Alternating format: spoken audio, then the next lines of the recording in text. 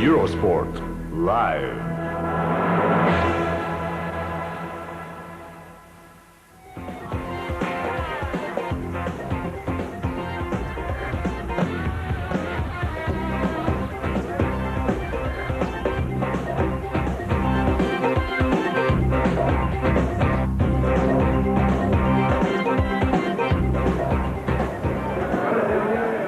Welcome then to the Tour de France, the greatest bike race in the world. Well, the Vikings landed on the north coast of Brittany, and now we've got thunder and lightning. I tell you, the weather is absolutely diabolical. This Saturday evening, we're going to bring you live transmission from the Prologue time trial at Saint-Brieul in Brittany. Next 3 weeks, together with Stephen Roche, I look forward to your company each afternoon live on Eurosport. If you can't join us then, we have recorded highlights in the evening and next morning. For those you propped up in bed, in hospital or at home, we'll do our best to entertain you and hope to help you in your speedy recovery. Our thoughts are with you, and particularly to my good friend Micah. This 82nd Tour de France then has a classic form, 20 stages, but this Prologue time trial, I've not seen one like it. Stephen Roche here beside me has ridden many Prologue time trials. Have you ever been involved with one like this before, Stephen? No, and unfortunately I think the weather today is going to play a big part in the overall situation, because the riders that went off early on, like Jackie Durand and Francis Moreau, who are actually holding the leaderboard up at the moment, they went off in the dry weather earlier on. So as we went around the course earlier on, there are two very, very dangerous corners on it, so the riders have to slow up a lot on it. So the riders who are being off in the front are going to have a great advantage today. Well, we just saw Iris Polly, the champion of that stage over the Ventoux last year when he won that stage, just about to start from the start point, not far from where we're sitting here in Saint-Brieul. They're going to take a very interesting course, and I hope our cameras will actually go round all the way with one of the riders. You can see by the trees here how the wind is blowing as the riders then grit their teeth and get ready for the ride. And certainly it's a very great contrast to last year at Lille, when it was almost like a flat time trial as far as Bourne was concerned, when he set the record of 55 kilometres per hour for that 7 kilometre Prologue time trial. Today, no records will be broken. It really is a... Oh, and he nearly slipped there, hey? We've been seeing that in the last couple of riders going off. As they're coming down the ramp, they're adding power, they're giving the power to the wheels straight away, and it's been slippy, because you must remember, even if people say it hasn't rained here the last 2 weeks, which we find it very hard to believe ourselves, because it hasn't rained in the last 2 weeks, we are riding in the centre of Saint-Brieul town, from all the cars and buses and everything else going on the roads. It makes the road very, very slippy. So it's the first time it's rained in 2 weeks, so the roads are very slippy. You can see the riders here with this cobblestone section here coming into the finish, taking it very, very cautiously. And the crowd urging them on. You can see some of the policemen here with their Macs on. Actually, some of them further out. I had to nip off to go and get some clothing for all my friends here at the commentary point. The poor policemen standing there just in their T-shirts. They're soaking wet, and it's gone very cold in the wind as well. It's not ideal conditions at all, but you at home for the next 2 hours can listen to us on Eurosport. And of course, towards the back end of this race, as with all Prologue time trials, the top men will be underway. And the last man to go will be Mikael Indurain, who'll be wearing the yellow jersey as last year's victor. Those who want to know that Chris Bourman will set off at 21:24, that's Central European time, 24 minutes past 9 here, 24 minutes past 8 in the UK. And we wish him the best of luck as they set off round this course. I was talking to him yesterday, and he said that in fact he's going to ride his Lotus bike. I thought he might like to prefer a more standard road bike. In fact, some of them are riding more standard road bikes than time trial bikes here, because of the tricky nature of the course. What would you do, Stephen? I think I would ride a semi-normal bike, but like I'm sure if the weather conditions had stayed like they were this morning, the Lotus bike would have been more beneficial, I think, than a normal bike, because the Lotus bike takes a certain amount of handling to get around these corners, as you might see later on as the cameras go down the hill and they show the dangerous descent which are going to go down. But because of the weather conditions, it's more easier to handle a normal bike. So I would prefer a semi-normal bike, but I'm sure Chris now has made his mind up, and it's difficult to go back on the decision now. Well, there we are. Jackie Durand still the leader at 9 minutes 00:99. Let me run down the man who's in second place, Thierry Long, just 2 seconds in arrears.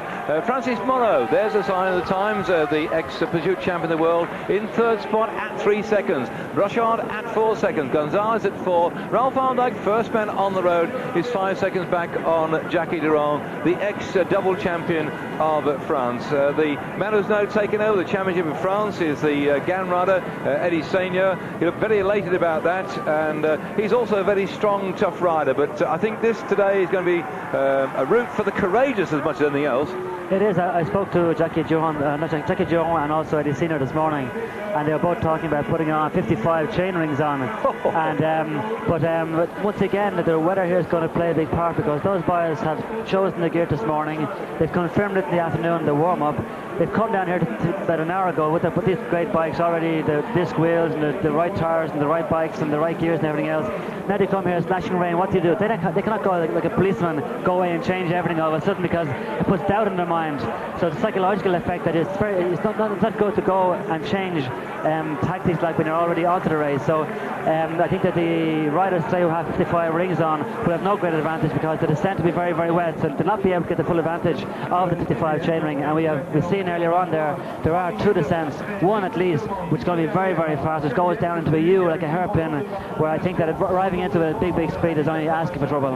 And what is also happening here, we can see the way in which the wind is blowing there. The wind seems to be getting stronger at the moment too. That can have an adverse effect upon the riders. As here, Farazin of the Lotto Isoglass Time team is ready to get underway. After this rider, 1 minute later, Den Bakker will start, and then the great Sean Yates. If you're nipping out to make a cup of tea, just sit tight and quiet for a minute, because we'll see the bold Sean Yates, I hope, in the start house in just a couple of minutes' time. He's a tough man. He loves the hard conditions, and Sean doesn't, I think, now like Prologue time trial, but a day like this might even suit a man like Sean. Well, I've never actually seen Sean as fit as he is this year. Like, I spoke to Henry Kuiper this morning, and he was saying, he says, Sean, he's never been so fit, never been so courageous, so keen, so maybe he can go for another 10 years, but I doubt that myself. Well, this is going to be an evening, really, which if I was a bookie, I would just wipe the slate clean. But I've no idea how the result is going to be. But for all these riders, with the Becker luck, because what we want to do is make sure they all go all the way around and don't fall off. For the proceeding in toward the Tour de France this year, the number of riders that have dropped out for one reason or another have been quite tremendous. So really, for those riders left and who are starting the race today, wish them all the best of luck.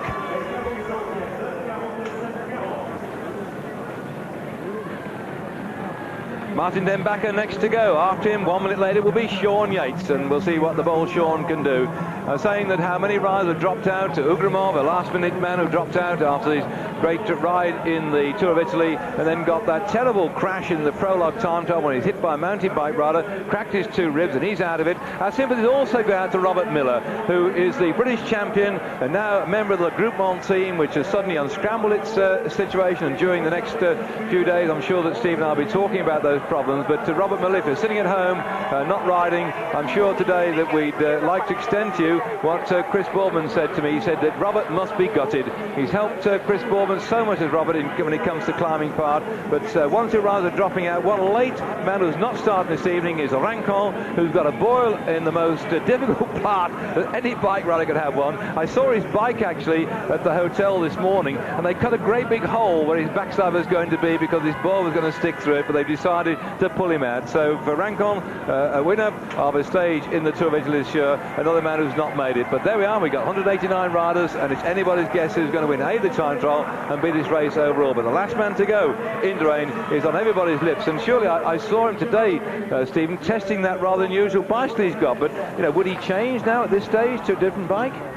Well, the problem is, like I said earlier on, when you ride the stage in the morning and you go out and confirm it in the afternoon, you get into your mind what the kind of material you're going to use. So you're psyching yourself up now with this material, which way you're going to take this corner, which way you're going to win that corner, where you're going to gain time, where you can afford to lose time. Now all of a sudden the plan's up in the air, because you have to take into consideration that the road is going to be wet. But at the same time, it's not as if like Tony Rominger is going to go off an hour before him. Like, all the guys that are going to be in there for the kill at the end of the Tour de France are all basically off around the same time. They all have the same problem. So it's going to be the one that kind of is able to cope with this kind of problem more psychologically, that we should come out on top. Well, we shall have to wait and see, because we're going to be on air here on Eurosport, if you're listening to us live on the Saturday evening, right the way through until nearly 10 o'clock. A long time yet to go, as Perini coming in here. A great stalwart, this man. How many Tour de France? I'll have a look. I think he's about 8 or 9. Well, I think he's one of the old soldiers. Like, he's one of these guys that every year he says, Stefano, this is my last year. I can't take it. And here he is again. He changes teams every 2 or 3 years. We had a good run with Carrera for 6-7 years, but In the last 2 years now, he's changed teams twice, and every year he comes back to the Tour de France, because the Tour de France, as everybody knows, is kind of the summit of any cyclist. So it's great to see Perini back here, and I'm sure one day, just mark my words, one day in the Tour de France we will see Perini in a group in the front. Also with the Breschelard team that he's riding with now, they seem to have had a very good year this year. I mean, they were Breschelard refereeing, they split the two teams, haven't they? Both of them seem to be doing rather well. Which is incredibly unusual, because normally when you split a team you get the good guys one side, the bad guys the other side, whereas in this case the two teams seem to have been very kind of well calculated and well separated, because Breschelard got a lot of good riders, but riders weren't possibly known, but still they come out and had some very, very good results this year, in the Tour of Italy especially. Yeah, well here we are then, let's see what Perini's going to do. I don't think time trialling in the prologue is exactly his cup of tea, and Jackie Duron's time still 9:00.99. He's 102nd at 10:18.77. But compared to the times that the other riders at this level of the race are putting in, it's not a bad time, because you've got to remember that there must be, like, I would say a minute, but it's a good 45 seconds there between the weather conditions now and the weather conditions 2 hours ago.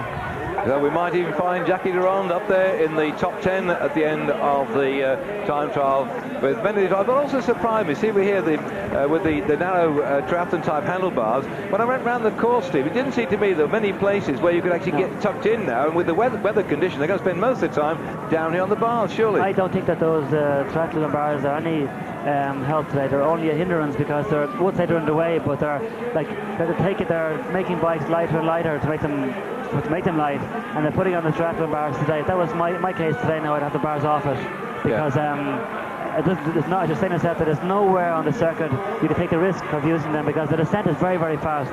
On a normal dry day you could use it and go down and shump straight down it, but with the wet conditions it's completely out of the question, I think. Well, we have to wait and see. Here is Polly again, here grabbing down close to his brakes, this big man, 6'3" or 6'4". He's the only bloke I can stand to eye and talk. He's the biggest man in the Tour de France this year. Next down in size is Maximilien Chiandri. Of course, Polly married to an Australian lady, so he's beginning to learn a lot more English, so we'll chat to him during the Tour de France we did last year.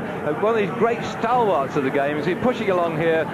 He'll be glad when it's all over and done with. I'm sure, like, after seeing the weather here, they've been here for the last 3 days. They've had like 34, 35, 36 degrees. They've been haven't been complaining about the heat, but they've been saying, isn't this great? In Britain, they've good weather, good warm weather, and now they come to the DJ time trial. All afternoon it's been fabulous weather.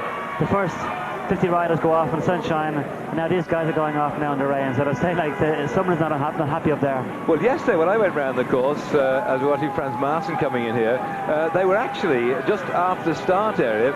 The sun had melted the tar. They were actually putting cement on top of the tar to try and fix it, because it was just melting. And every rider's going past, his wheels are sticking in it, and here we are, just over 24 hours later, it's chucking it down with rain. But this afternoon when I went around the course, on the bottom of that famous corner we keep talking about, the U-turn, the tarmac was melting there, and you could see the riders' tires going down, actually melting and sticking into the road. So that would have helped a guy like Jackie Duron to be able to go around that corner very, very fast. Whereas the riders that are going off now, the tarmac will have cooled down, it'll be bumpy, and it'll also be slippy. So I think there's at least 2 corners in the race where like 15, 20 seconds wouldn't be seen. Well, we didn't see Sean Yates set underway. If we did, we weren't looking at our screen when Steve and I were chatting here. My apologies to people back at home. But I think that was Gisibal of Onse team. The next one to go, Stephen Hodge of the Festina team. And we're flicking backwards and forwards with the camera. What will happen towards the back end of the race is the cameras will actually go out with some of these riders. There's Ciandri coming in here now, the Derby-born son of an Italian father and an English mother, now riding for Great Britain. That makes something, doesn't it? Did you speak better Italian when you were English? Well, that's to explain it for me, Dave, but it's very complicated. He has actually an Australian and an Italian passports at the moment, and he's born in England, so it makes things very complicated. But when you put it all together, you get a very good rider. That's the most important thing. That's the big thing. Well, I've not caught up with the tennis of Wimbledon, but the last thing I saw, this Canadian had put out Guy Forget the other day, so who's now turned to be an English tennis player as well. So I suppose you pay your money and takes your choice. The Manion coming in here, and let's see who we got down. Well, I don't think we're going to see a lot of very fast times yet a while. Perhaps Eric Breukink off at 8:30 our time, 7:30 back in the UK. Should be one of those fairly quick people. Again, the condition might not suit him. Stephen Hodge out on the road now. Buttalami is the next one after him to go. So a lot of these names you know very well coming in to finish their prologue time trial. And as far as the riders are concerned, of course, it gives them some sort of settling in the overall classification. But these conditions are not nice at all. As you just see there a second ago, the rain coming down on the screen, like it's not just looking like rain. It's actually very, very strong rain. But you can see the riders, you get the impression that they're very, very, maybe we're using too big a gear maybe, but it's because the fact that it's been lovely all for the last 10 days. Now you get the rain, so the muscles are not used to the rain, and the shock to the system, those boys are probably all warmed up, and now it's just getting, the rain is terrible.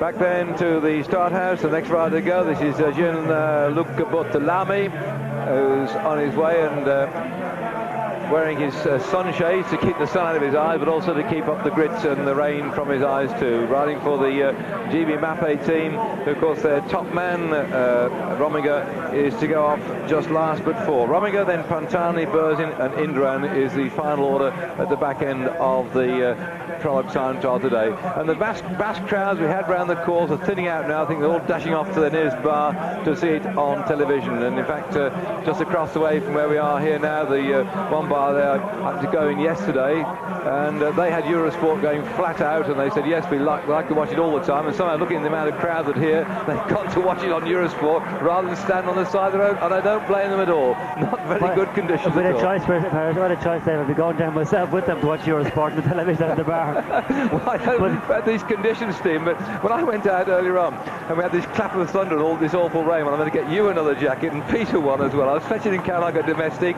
it poured with rain, so I diverted myself to keep out the rain into a pub called the White Horse, actually in French, and I went in there, and then I decided to go to the toilet and had one of these typical French toilets where you stand there when you finish it and you pull the handle, and my feet got soaked up to the ankles. It flew all over the place. I thought I should have stayed outside and got wet. There we are. Well, I came down today and I was coming down in shorts. I've been in short sleeves and shorts all day, and I thought, well, it looks like a bit grey, but not putting on trousers. Everybody would be laughing at me down there, but I wish I had now. Like it's, I've got two jumpers and a shirt on now, and I've shorts on, but it's amazing how fast the weather has changed in the last hour. Well, there are Martin Den Bakker coming to finish. This fellow who tried to ride the Tour last year, but he had some bad family news, and he actually had to go back to his family, and they couldn't ride last year, but he's now back in action here for the TVM team, who are a very disparate bunch of riders. I'm sure we're going to see a lot of during the Tour de France over the next couple of weeks. As thoughts go out to these riders here, they've got this tremendous distance to cover in the 82nd Tour de France, 20 stages, 11 of them fairly flat, 5 of the big mountains, just this one prologue time trial, a team time trial, 2 individual time trials, and then of course one little trip out into Belgium before we come back into France. So this is really an epic event. It's typically the Tour de France this time. We're not going out really out of France, even that little bit into Belgium is really into the conditions that one would normally say as being northern France as such. So here we are then in Saint-Brieul. The first visit to Saint-Brieul was in 1938. The last time the Tour finished here was in 1979, and it's a great part of the world steeped in enormous tradition, and I wonder if we're going to see history being made with Chris Boardman trying to win the Prologue time trial here. He did say to me, to Chris, that it is very similar to the time trial that he rode in the Dauphiné Libéré. It was a very similar sort of course as such. He won that one, he beat Thierry Marie, and Indurain was into third spot. So perhaps that might augur well, but of course these conditions are not exactly ideal. In fact, I would have thought that your mate and my mate, this would be Sean Kelly territory today, wouldn't it?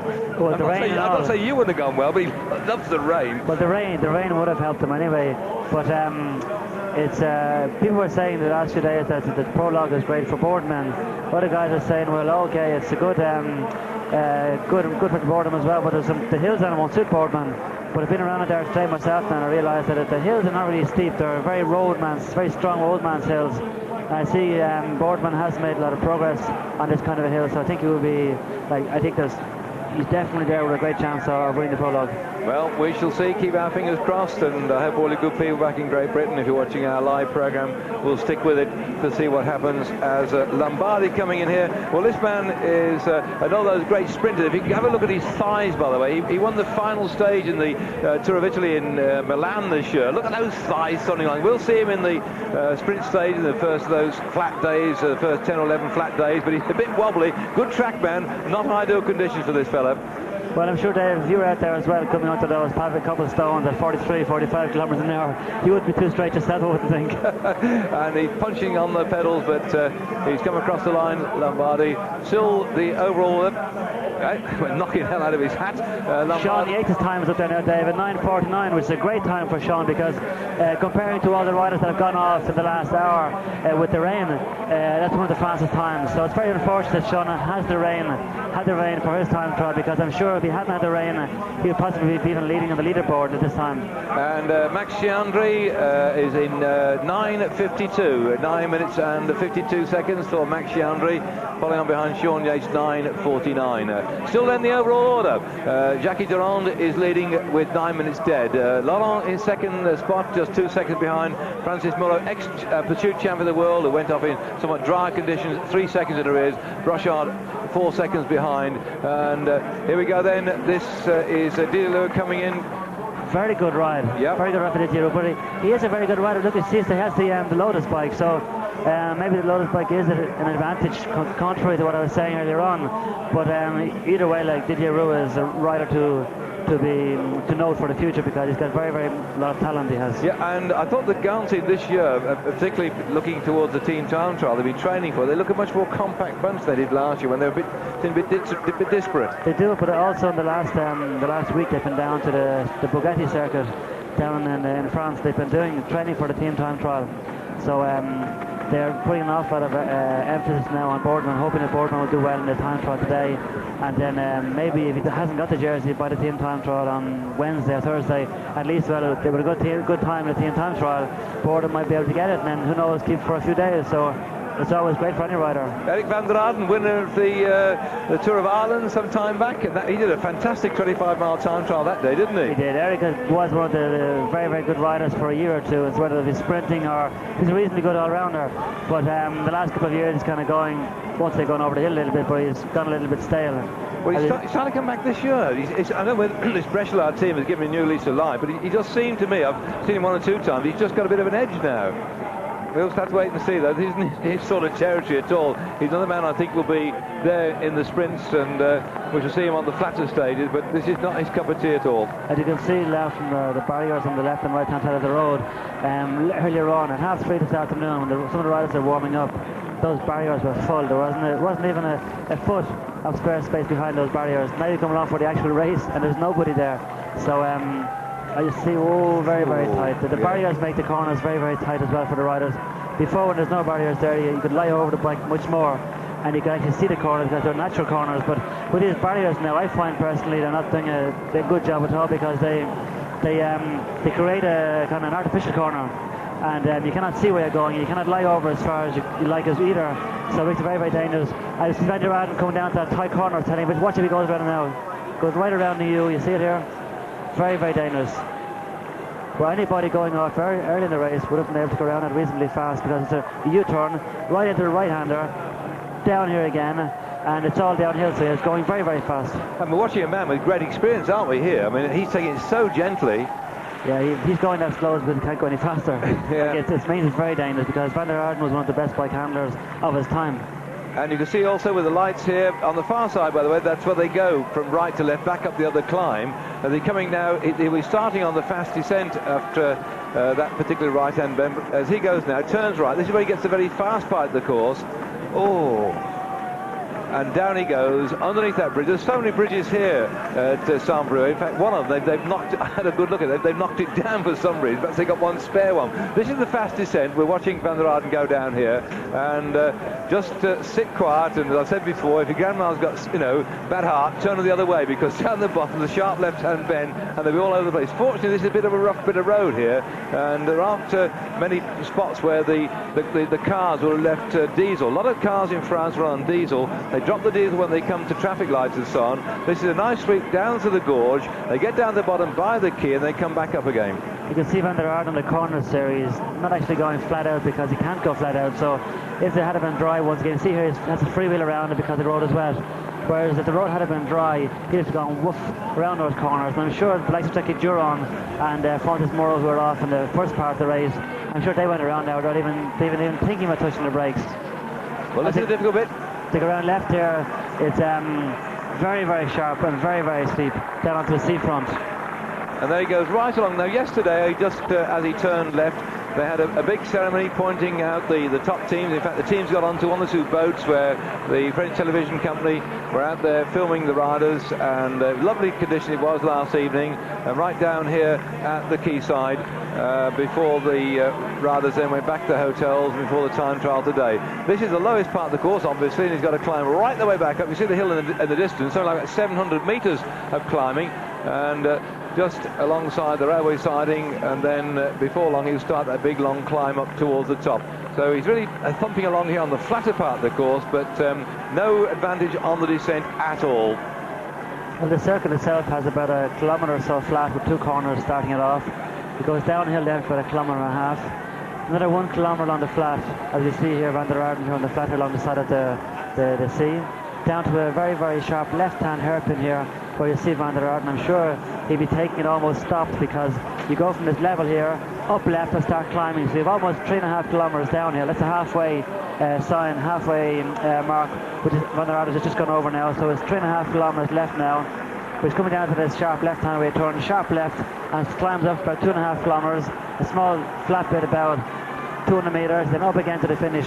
It's not a climb as such. I feel like myself that the actual descending, there's more descending than there is actually climbing, because the descent was very, very impressive, where the climb itself back up to the finish doesn't, in my opinion, seem to be as great or as difficult. You've ridden many Prologue time trials at times, Stevie. Is this more difficult, or how would it compare with the other ones? I think that most time trials, most Prologues in the Tour de France, there's a certain resemblance, because they're all fairly fast and not too technique, because they're normally they must have between 6, 7, 8 kilometre Prologue for the tour, and you cannot have it dangerous. You have to think of the public, you have to think of the television, you have to think of the riders on last, but you must think of the riders anyway. So you cannot have it very tactical. But still, this time to her today now is, because of the rain, it is becoming very technical. I just see Van der Aert now taking that sharp left-hander and starting to climb up now for the last 2.5 kilometres to the finish. Well, actually, when he turned left there, if he'd gone back the other way and turned right, that's where they've knocked the bridge down. Had a good look at it. You could peer over the top, and they've just demolished a bridge, and it's like hundreds of feet down into the valley. And this road just goes straight across the valley. Because one thing about Saint-Brieul around here, there's lots of little valleys where these bridges are all over the place, and it has given the opportunity of the organisers here to I think, design quite an interesting and tricky course, taking into account they've got a bit of the town, bit of the quayside, and you can see here that the leaves are coming down. Gives you some idea of the wind and the rain we've had so far, and Van der Aert is the man we're following on his way up here. It may be raining, but it's not yet autumn, so it's very strange to have so many leaves actually on the ground at the moment, because when you see the weather as we've had here in the last few days, it has actually been summer. So it's very strange to see in the last hour the change in the weather, and you people at home cannot hear this, but there are actually thunder noise now and again, so it's very hard to believe we're actually in the 1st of July. So I said before, the Vikings landed in Brittany some years ago, and I think the god Thor at the moment is having a go at us. So he's getting up now, what's that, about 2 kilometres to go towards the finish, as it is now. And then you go underneath the 1 kilometre to go. Let's give you some idea of the course they're taking. And of course, as he gets closer in towards the town, it becomes even more difficult with the road conditions. But nice that we've actually got Van der Aert going around. He's been one of those characters over the years. It's, you know, a lot of people have got admiration for. He's always been able to try. He's been one of the consistent performers, and here he is then on his way through. He's not actually done too well in the Tour over the years. In 1985 he won a couple of stages when he was in Prix. In fact, I think that might have been the year when he took the green jersey. He has had it in the past in the Tour de France when his sprinting was very much sharper. And of course, you viewers back in Ireland remember him when he won that the Nissan Tour of Ireland in fine style, and that was when he did a superb 25-mile time trial. And here we are now watching him go round, and he's going to turn right at the top end here and head back in towards the finish in the town centre. No, Eric in his day, he was a great guy. He was very, very fast. He was in sprints. He was like most of the sprinters, like so Kelly and those boys, they always, no one said they're afraid of Van der Aarden, but they knew Van der Aarden wasn't the cleanest of sprinters. Like, he wouldn't think twice of pushing over into the barriers. He got a number of fines in his career for his, I won't say untidy, but maybe well, not so clean riding. But still not, he won some very, very good stages in the major stage races. He won some time trial, which is very, very good as well, and very unusual for a sprinter. But of course, everybody gets on. Well, here goes then, the man who's won the Tour of Flanders way back in 1985. He's won stage in the Tour of Spain, a couple of stages in the Tour de France as well, and 3 days at Le Pan. But that was one of his best races, actually, the 3 days at Le Pan, when he was not a victor overall, but he would win stages as well. That very much suited him, because Le Pan was a much flatter sort of circuit, and that suited him down to the ground. And so he's coming in then toward the finish. He's in the last kilometre now. We've gone all the way around with Eric Van der Aarden. I hope you enjoyed seeing this great stalwart of cycling. It's nice that we follow somebody like Eric, who's been such a great competitor over all the years in cycling, rather than maybe picking up just one of the top current stars. Because here he's giving it all he's got, and he probably knows when I'm on television. I suppose he's suddenly found he's on TV. He's got to go all the way now, hasn't he? That's it, yeah. We see Eric Van der Aarden coming at the finish here. I just saw Miguel Indurain going by, so he's still a long way away from his start time. So he must have been just out just having a look at the course, just to make sure he's making the right decision as regards material, as regards the bike, as regards tyres, as regards the wheel. Well, Van der Aarden coming in, the best time so far, 9 minutes dead for Jackie Durand. Laurent in second spot, 2 seconds behind him. And Moreau 3 seconds back behind that. I'm going to peer through the murky and see if I can see what Eric Van der Aarden's time is. It doesn't seem to be coming up on the clock at the moment. And it says 54 or something. Very difficult to see through the plastic they put down here to stop the rain and the miserable conditions coming at us. But he's coming, in fact, it's on your screen now then. So there we are. He's just gone across the line in just outside 10 minutes. We're taking a short break. Come back to us in just a couple of minutes.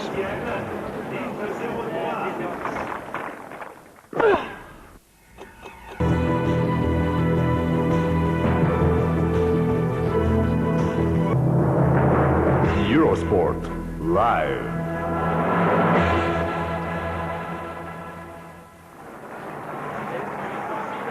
Welcome back to a very damp and dismal Saint-Brieul, with the riders here on the time trial prologue of the Tour de France. And right now at the moment we have Eric Breukink, who just left the start house, and we're looking now at the rider here coming in, LA from MG. Is my sound okay? I've got no sound in my headphones at all.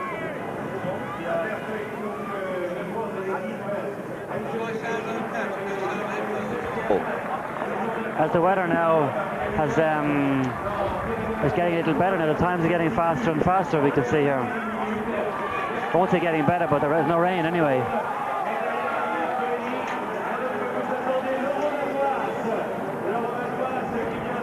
And we see Laurent Madouas now coming in. He's after having a great Tour of Italy there a few weeks ago for the Castorama team, who are at this moment in great difficulty, because they have no sponsor now for next year. They've been told in the last week that Castorama is now putting out, well, it was on the cards for the last year, but Castorama told them they would give them another year and then see how it went. But until this day, Stuart Gimmer has not been able to get a replacement sponsor for Castorama. I'd say Madouas has done a great time, 9 minutes 32 seconds. It's the fifth fastest time of the last hour when it's been raining, so it's a great time for Laurent Madouas.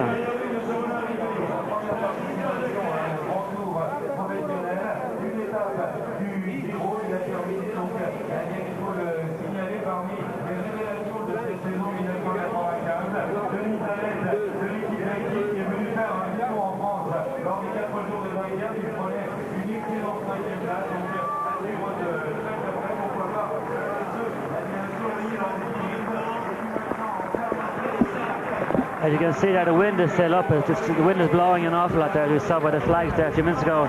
But it's been a bit of a help now, because it's actually blowing off the rain showers.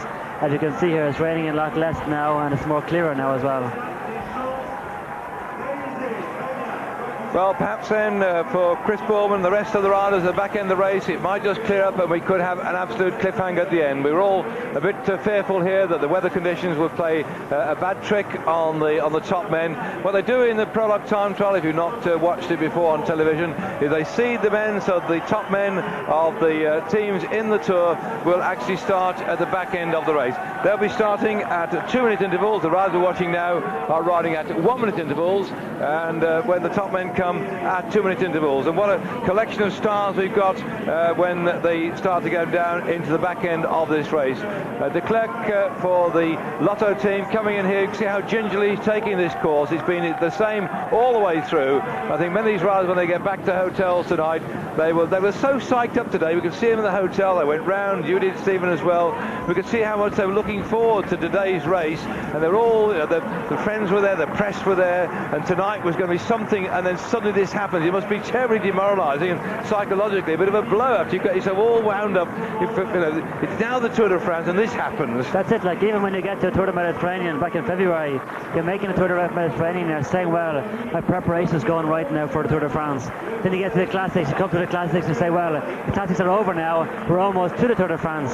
Then you arrive at the Tour de France safe and sound, and all of a sudden you get the bad weather. So, but at the same time, everyone is so motivated, and also excited, and also very stressed up because of the Tour de France being so big, and so much pressure is going on the riders initially in the start of it as well. Like, all business is done during the Tour de France. The rider that's here at the moment will be expecting to ride well and hopefully get a new contract for next year. So it's like the window, a shop window for the professional cyclists to show here to get better contracts for next year. And of course, the big problem next year, we've already got a lot of riders out of work when the group one suddenly packed up, and they've been trying to get contracts at the back end of this year, some of them. So there's a lot of competition still going on. And as yet, even as Bahia comes in here, a very good climber in the mountains. We know that Motorola's going next year, but Castorama are finishing at the end of this year too. So there's going to be a lot of pressure, isn't there, on both riders and on the team management. There will be. Like, you have France is supposed to be one of the biggest cycling nations. But next year, things keep going the way they are. There's only one confirmed cycling professional team in France next year, which is Legan. Because Castorama will be, for the moment, they have no replacement. The group one is gone. Chazal are in the balance at the moment as well. So you might have one or two promotional teams like Aubervilliers or Saint-Marne. So it's not the cycling scene in France at this moment is not a very, very healthy scene. So one bit of advice I would have to anybody at home, anybody thinking of coming over here in the next year or two, hoping to walk in and get a professional contract, make sure to get a good job before they come over, because the places over here are getting very, very difficult to come by. Well, one team that's been in the sport for many years now, Cal. We've got this man Cabello coming in. This is a fellow who took the stage into Brighton last year in Great Britain and launched himself into the record books as far as Kelma is concerned. They don't usually win stages on the flat. They're more a mountain climbing team. And Cabello here in 66th place, 9:43 behind Jackie Durand. And what different conditions we've got here compared to Brighton last year when the sun shone. Although we did have a few technical problems with our transmission last year. We're having a few here, so I'm going to keep my fingers crossed. Well, you can see the times now. The times are all back around now, the 9:30, 9:40 at the moment for the 7.5 kilometers. But the average speed the riders are doing now is actually 45 kilometers an hour, where the estimated time for the circuit is actually 48 kilometers an hour. So you can understand now the importance that the weather conditions play on the outcome of a time trial. So the riders come in here. Saint-Brieul has really opened up the whole of the town to the Tour de France as Brassy comes in to finish right now. One outside, only 30 seconds outside Jackie Durand. That's not a bad time, is it? But the weather conditions once again are playing a great part in it, because earlier on before it started raining, everybody was doing around 9:30, 9:40. Then the rain came down, it was going out at 10:20, 10:15. Now it's actually practically stopped raining. It's starting to brighten up. The wind is there. So the times are coming back down again to around the 9:30s. But I think today that compared to the times the riders are doing, I think that the guys like Boardman, Rominger and Indurain, I think the best time will be around the 8:45, I think. Well, there we are, confirmation of the position which we've been giving out to you so far. Those early riders having had the best of the conditions, and here one of the GAN riders on his special Lotus bike, the GAN team. Most of them are riding on this Lotus, and in fact some of the Motorola team are also on the same sort of bike, which they now decide is an advantage in Prologue time trials, and we'll probably like to see him also in action in the team time trial. The interesting thing, by the way, that I happen to know also, it's pouring down with rain here, that Boardman is riding on his Mavic Zap system as well, and now a lot of the riders didn't like the Zap in the rain because they felt it wouldn't change gear very well. I mean, last year when he rode at Lille, I think he changed gear once he got away from the start house and stopped in it from then onwards, but right now we keep our fingers crossed saying that the Zap system doesn't give way in the rain, but I suppose over 7 kilometres it shouldn't be a problem, should it? It shouldn't be a problem, but once again we are in the time trial of the Tour de France. Boardman is going for high placing in the overall general classification. If I was Boardman, I wouldn't be playing around in this stage of the game. I think that one on a day like today, you're better off taking something which has proved itself to be efficient over the years, which is the normal, even the Ego power system of the Campagnolo system is with the lever on the front of your brake, where you just flick it and the gears go up a gear, you push a button down and it goes down a gear, but it's all cable operated. But the Mavic system now is electronics, whereas any electronic thing is always, I won't say it's always doubt about it, but especially when it's raining, I wouldn't feel confident about it anyway. Well, I know Mavic have been working very hard. In fact, I rode one on a mountain bike and found it excellent, and mine gave no trouble at all, but we'll keep our fingers crossed the rain doesn't get in the works here. Serrada, we'd like to see him in the sprint finishes, a very, very fast man indeed when it comes to the sprint finishes, stage victor in many of the top tours, and he's got that sort of muscle that'll take him through to the finish line. He's famous son of a famous father as well. Jean Serrada for the Lampre team, crossed the line, 109th place, 1 minute down on Jackie Durand. It's not a great time. I would have thought he would have done a better time, because I've seen him in Midi Libre and I felt he was going good, so I thought, well, if he's going well on the tour, I thought in the first couple of days with Fondriest and with the Lampre team going very well, I thought, well, Serrada was a guy to be reckoned with. And Robin coming round now. Again, his man has been coming to form just recently, so I think we could well see more of him during the tour from the Festina team.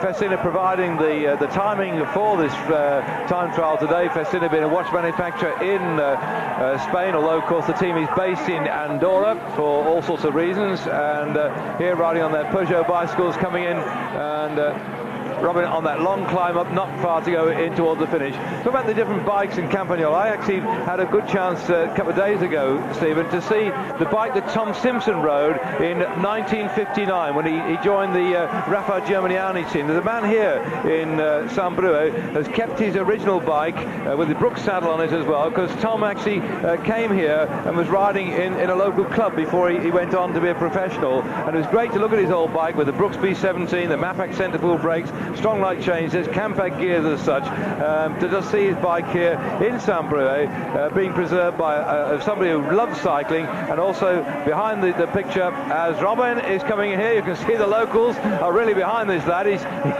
one of the stars of the future, and they've given him a good cheer, but it's 45th place, 9:35. Just to conclude the thing about Tommy Simpson, nice to see that bike here and to think that it's being preserved.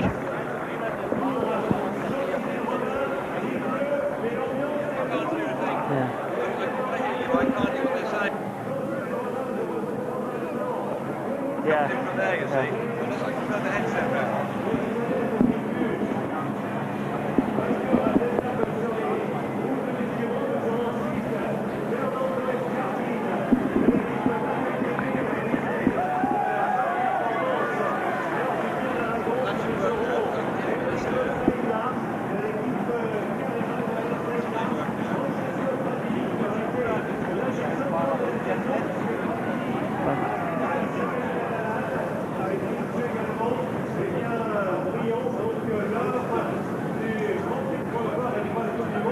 Even though there's a lot of wind there, it's still raining fairly heavy at the moment.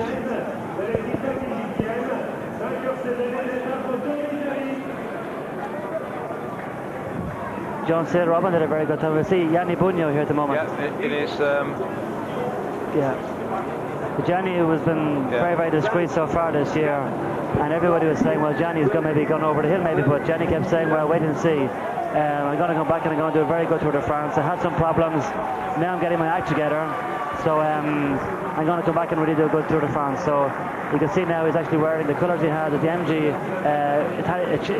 Italian Championship jersey.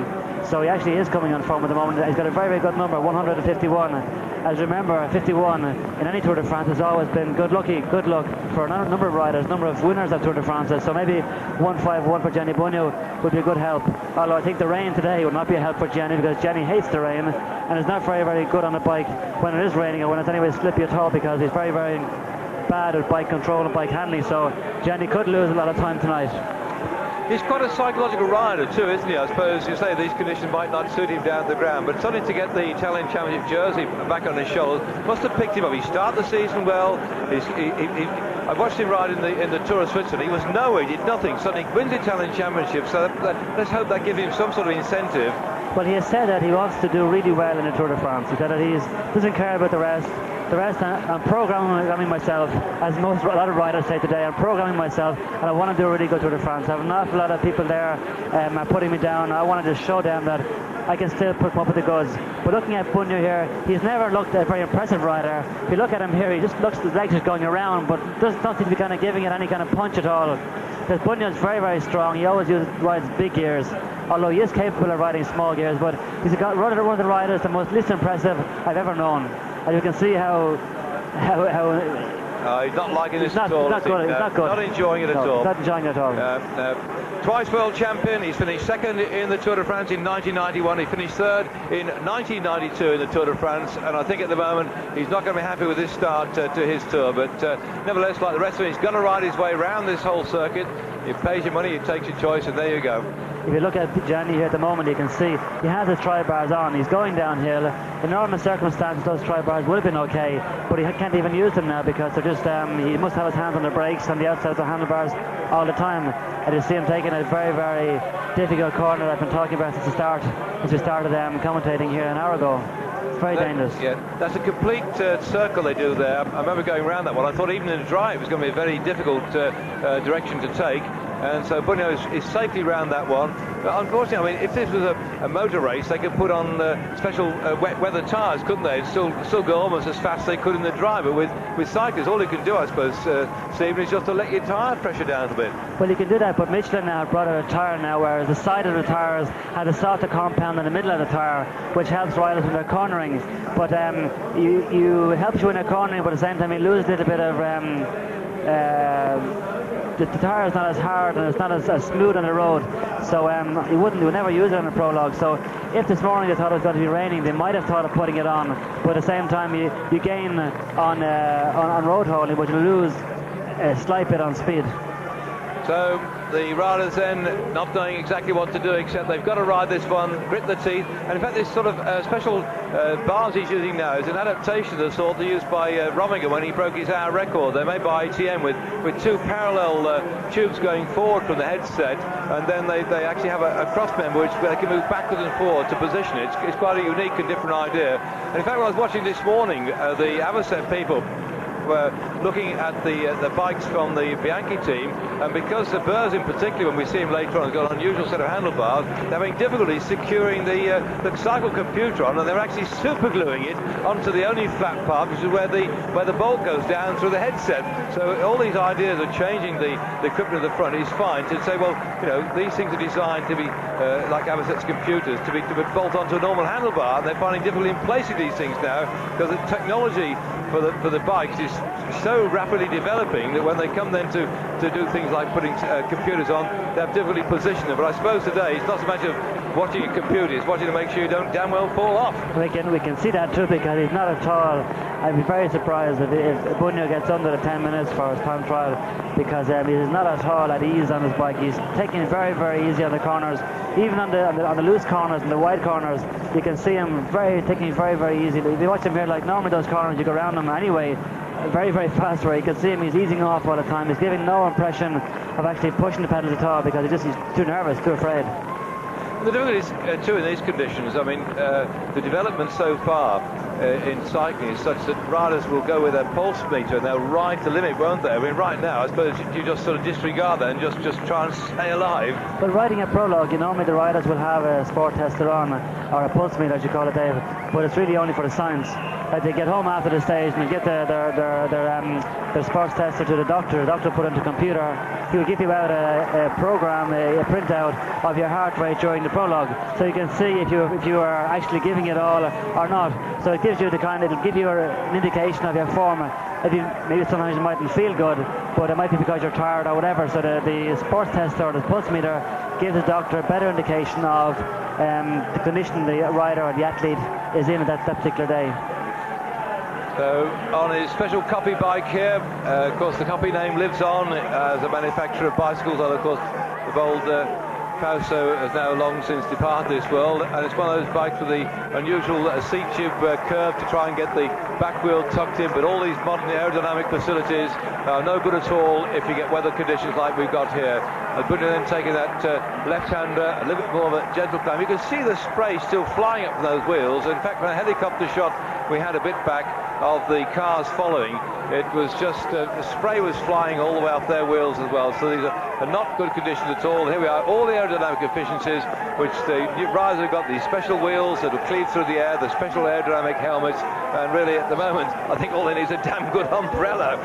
Yeah, that's what they want, all right. You can see Bunyo now using his tri-bars to their advantage. This hill is not a very, very steep hill, so with Bunyo being the powerful rider that he is, he can get a nice, very strong position, and you've seen us changing the gears here on his handlebars, but this position is very, very, he gives a lot of strength on this kind of a false flat. It's not a hill as such, it's very long, it's 2.5 kilometers long up to the finish, but this is one place where you can make these tri-bars be effective.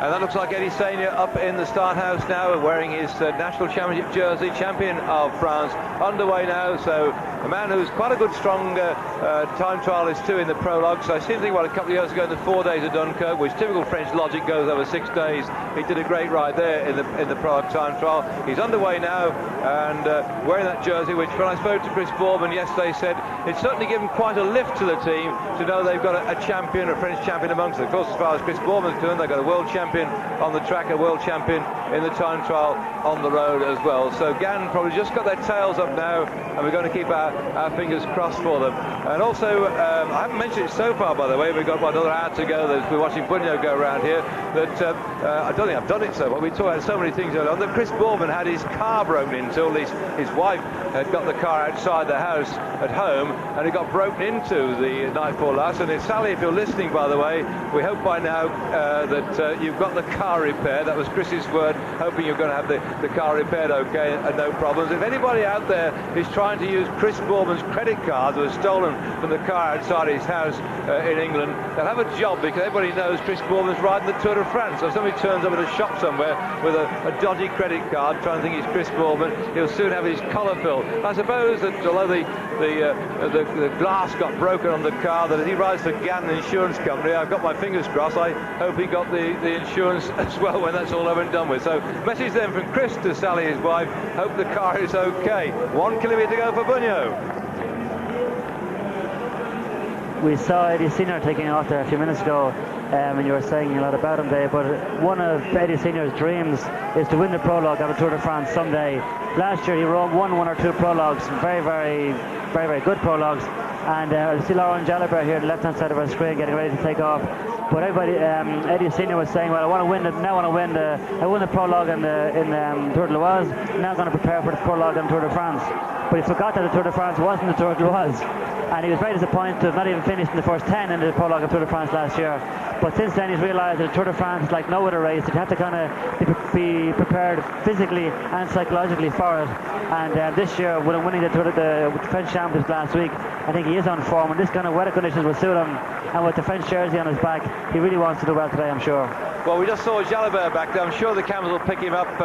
The director of the shots has decided to stay with Bunyo at the moment, but I'm sure we're going to see something of Jalabert later on as Bunyo comes in. The best time so far still Jackie Durand, the ex-champion of France, double champion of France in fact. Then 9 minutes dead is the best time to beat, and somehow I think that Bunyan will be happy to finish, and any chance of toppling Jackie Durand may have gone, but here we are, 9:50, just inside the 10-minute mark. Just shows you how those conditions are affecting the late starters, when in fact we should be getting faster and faster times all the way through. I'm not knocking Jackie Durand's time. He's a very good, very courageous rider, but conditions were that bit better as far as he was concerned. Hey! Well, looks Thierry Marie's coming in here. This is going to be a cracking ride considering the conditions. A man who's won 3 Prologue times on the Tour de France. Now 9 minutes 19 seconds down in 19th place. That gives you some idea. To me, Thierry Marie is an expert in Prologue time trials. He's been training for this one. He's 19 seconds slower than Durand. Like he's also from not from somewhere near here. You know, he's in his own home back garden here, so he really prepared for this time trial. He's done very well in the last couple of time trials he's ridden. He's done very well, and so I'm sure he wanted to do really well today. And he's capable of doing well when you see the route for today. So I think that's the sign that the weather conditions are kind of in one way disturbing the top of the leaderboard for the moment. But I think that in Duran and Rominger there will be a little bit better, I think, than Murray anyway. So I think that the times will come down under the 9 minutes.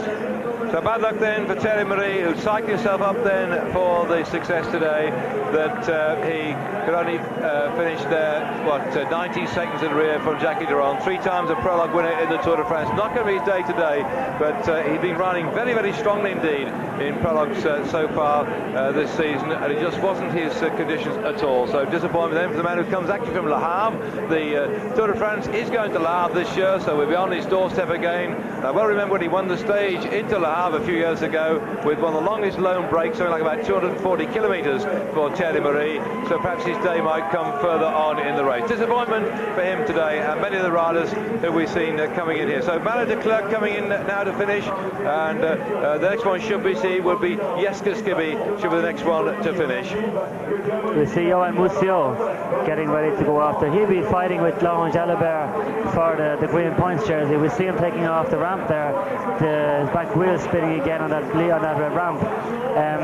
Museau was never a great Prologue rider, but he can put in some great times. I don't think he's actually won a Prologue, but he's done a very, very good time. So it'll be interesting to see now his time on this wet day.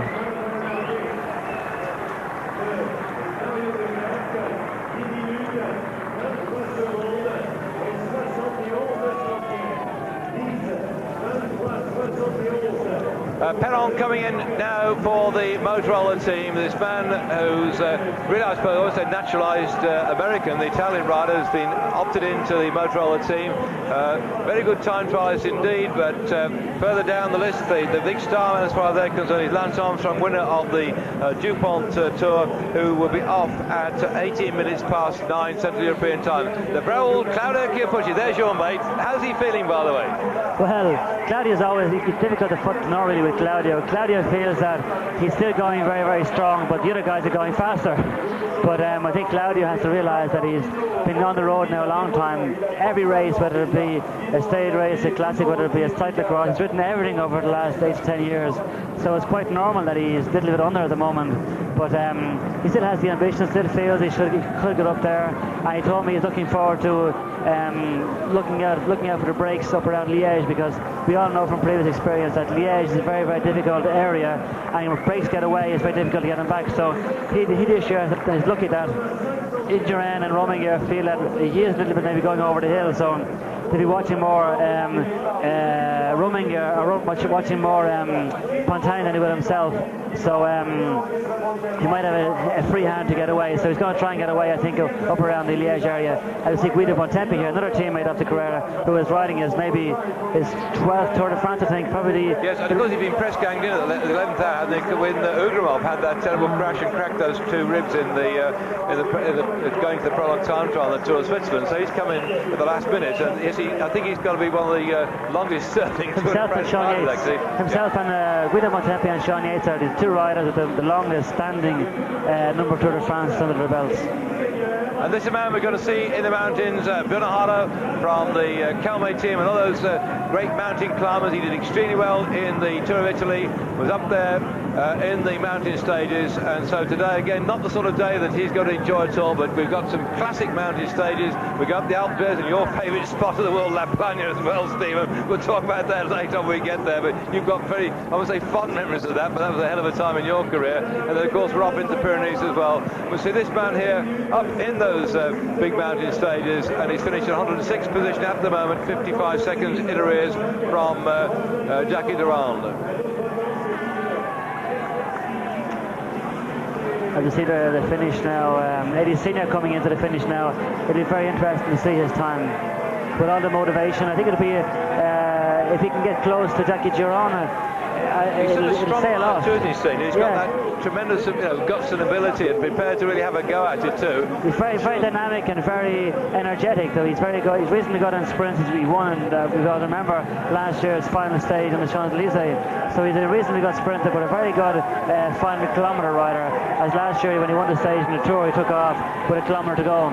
And he's a good all-rounder, but it's very interesting to see now his time as he comes up towards the last kilometre now out the Prologue.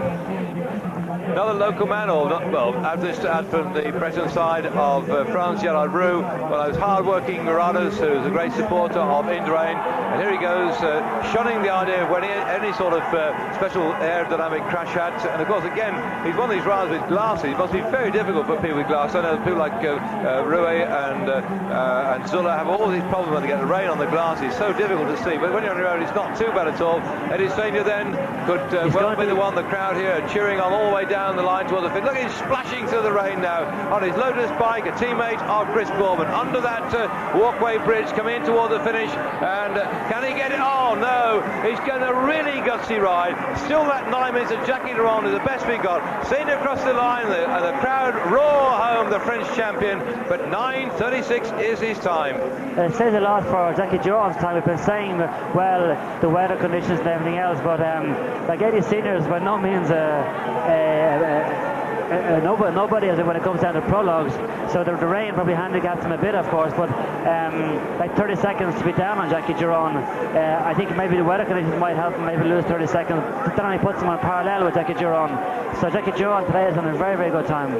Here comes Pavel Tomkov, the man who won the recent Tour of Switzerland, became the first Russian rider to win the Tour of Switzerland. He did that by demolishing Alex Zuller with a couple of days to go on a big mountain climb there, and he kept that leader's jersey because he was about 13 seconds ahead of Zuller at the end. So I think this man is going to come good in the Tour de France. He's a great rider. He was twice the best young rider in the Tour of Italy. He's finished 4th, 5th, 7th in the Tour of Italy, and here he comes through, just shows the conditions there, some 37 seconds off the time of Jackie Durand, but all will change when we get into the big mountains. We haven't seen very much of Jalabert for the moment, which is very, very surprising. Jalabert being French and being one of the favourites for the Tour. It's very surprising we haven't seen very much of him or heard any time checks from at the moment. Well, Jalabert, the press have really been writing him up as possibly a great chance, but speak of the devil. As we speak, he pops up on the screen here, but I think there again he's another rider who's going to stay upright. By the way, if you followers of Once have those yellow jerseys in your mind, they have to ride in pink because yellow jersey is the colour of the leader in the Tour de France. So Once riding in the Tour in pink, and in the pink is Jalabert, 27.925. Very much the crowd's hero. Remember back at Armentières just some 12 months ago when he crashed out of the Tour de France and ended up with a face smash. He's fought his way back. He's been riding brilliantly this year, and I think we're going to see a lot more of him towards the end of the Tour. Laurent Dufaux here, one of your star riders. He's in good form, isn't he? Well, he is. He finished the Tour of Switzerland very, very good there 2 weeks ago, but he's one of the riders I have put money on for the future, but it seems to be very, very fluctuating a bit. He's there, he's gone, he's there, he's gone. I hope this year he has a good Tour de France because he's got a lot of talent. He's the right build to be a good, very good tour rider, but like I say, he finds some difficulty in maintaining form.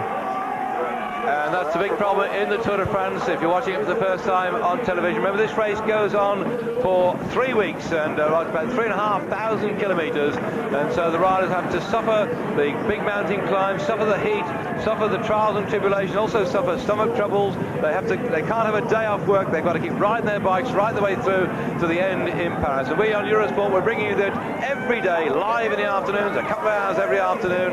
In the mornings for an hour you can see highlights, the evening highlights as well. And in the mountains we'll also be on air for 4 to 5 hours. Eurosport bringing the best in bike racing. We're going to take a short break. Do stay with us.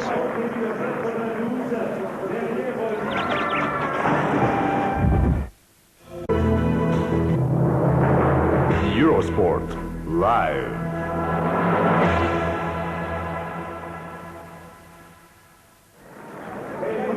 Welcome back then to Claudio Chiappucci just going across the line and Steve Roach with me. I've said that Claudio will be very happy to finish that one just now. He's not done a very great time, but I think now it's all over and done with. He can sort of sit back and think about the rest of the race. Well, it was a very good time really for Chiappucci because he hasn't been prologuing has never been a great thing for Chiappucci, so he's done a reasonably good time. But the weather, of course, today would have suited Chiappucci because he was a very good cyclocross man a few years ago. So the weather today would have suited Chiappucci because it's very kamikaze stuff. If you can see all the corners, they all have white pedestrian lines. We saw on camera here a second ago. So it was a great, good time, I think, for Chiappucci, viewing the weather conditions and his lack of prologue prowess, if you know what I mean, because he's never really done put in a great prologue times. What about the little bit of fracas between him and Pantani, by the way? See Pantani coming in.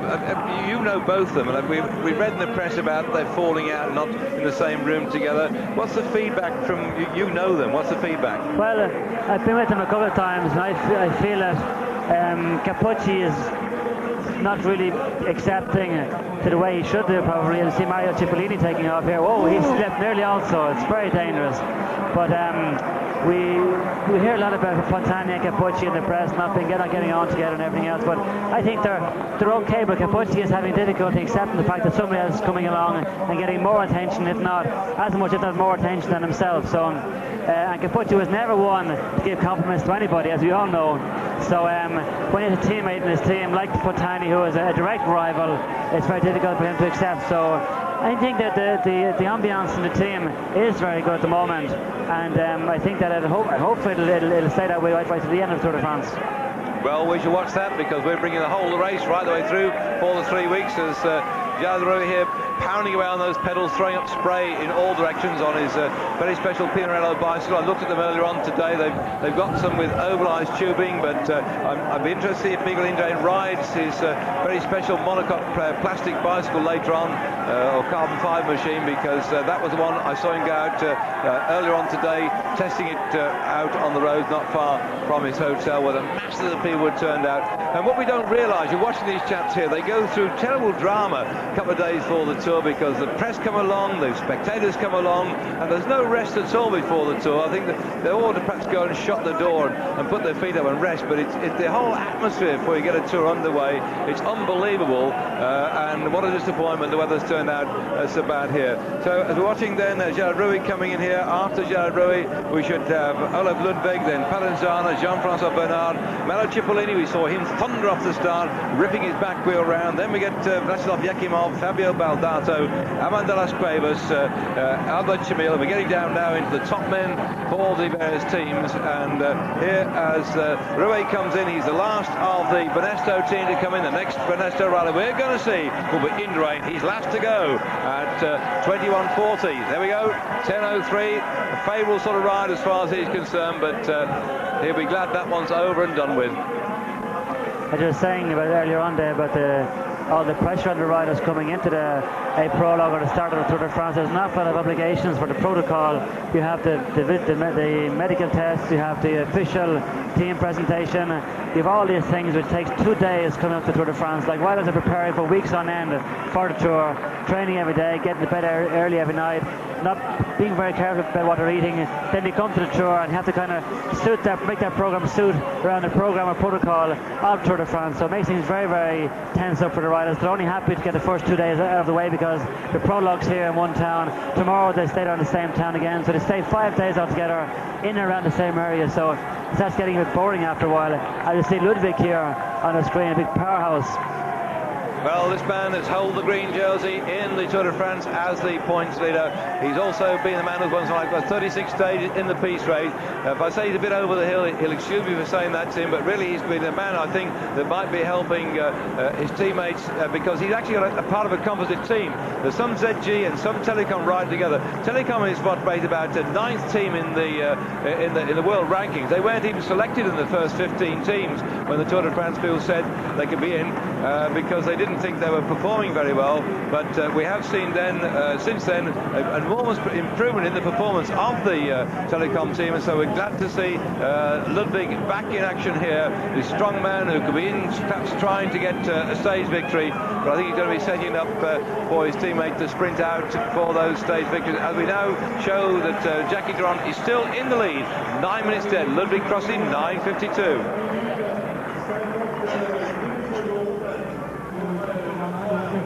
Underway, Baldato leaving the start house. Baldato, second in the Tour of Flanders this year. A very good, strong rider. In fact, he's one of the few Italians that can actually perform well up in the Belgian Classic, so perhaps his bad weather might not be too bad as far as he is concerned. Perform well up in the Belgian Classic, so perhaps his bad weather might not be too bad as far as he is concerned. You can see that the crowd have taken the banners and put them on the top of their head. I've never seen banners used as umbrellas before. No, but in this case, everybody is here for hours. Like today, it's afternoon at 3 o'clock. There's people here waiting for the start of the Prologue. It was beautiful weather. They all came out to get a good viewing point. Now it's turning down rain, and nobody thought it would have been raining or anything else but sunshine here, so nobody came prepared, including ourselves. But so at this stage, it's now 10 minutes past 9 local time here in Saint-Brieul, so it's anything you can get at this moment is good for shelter.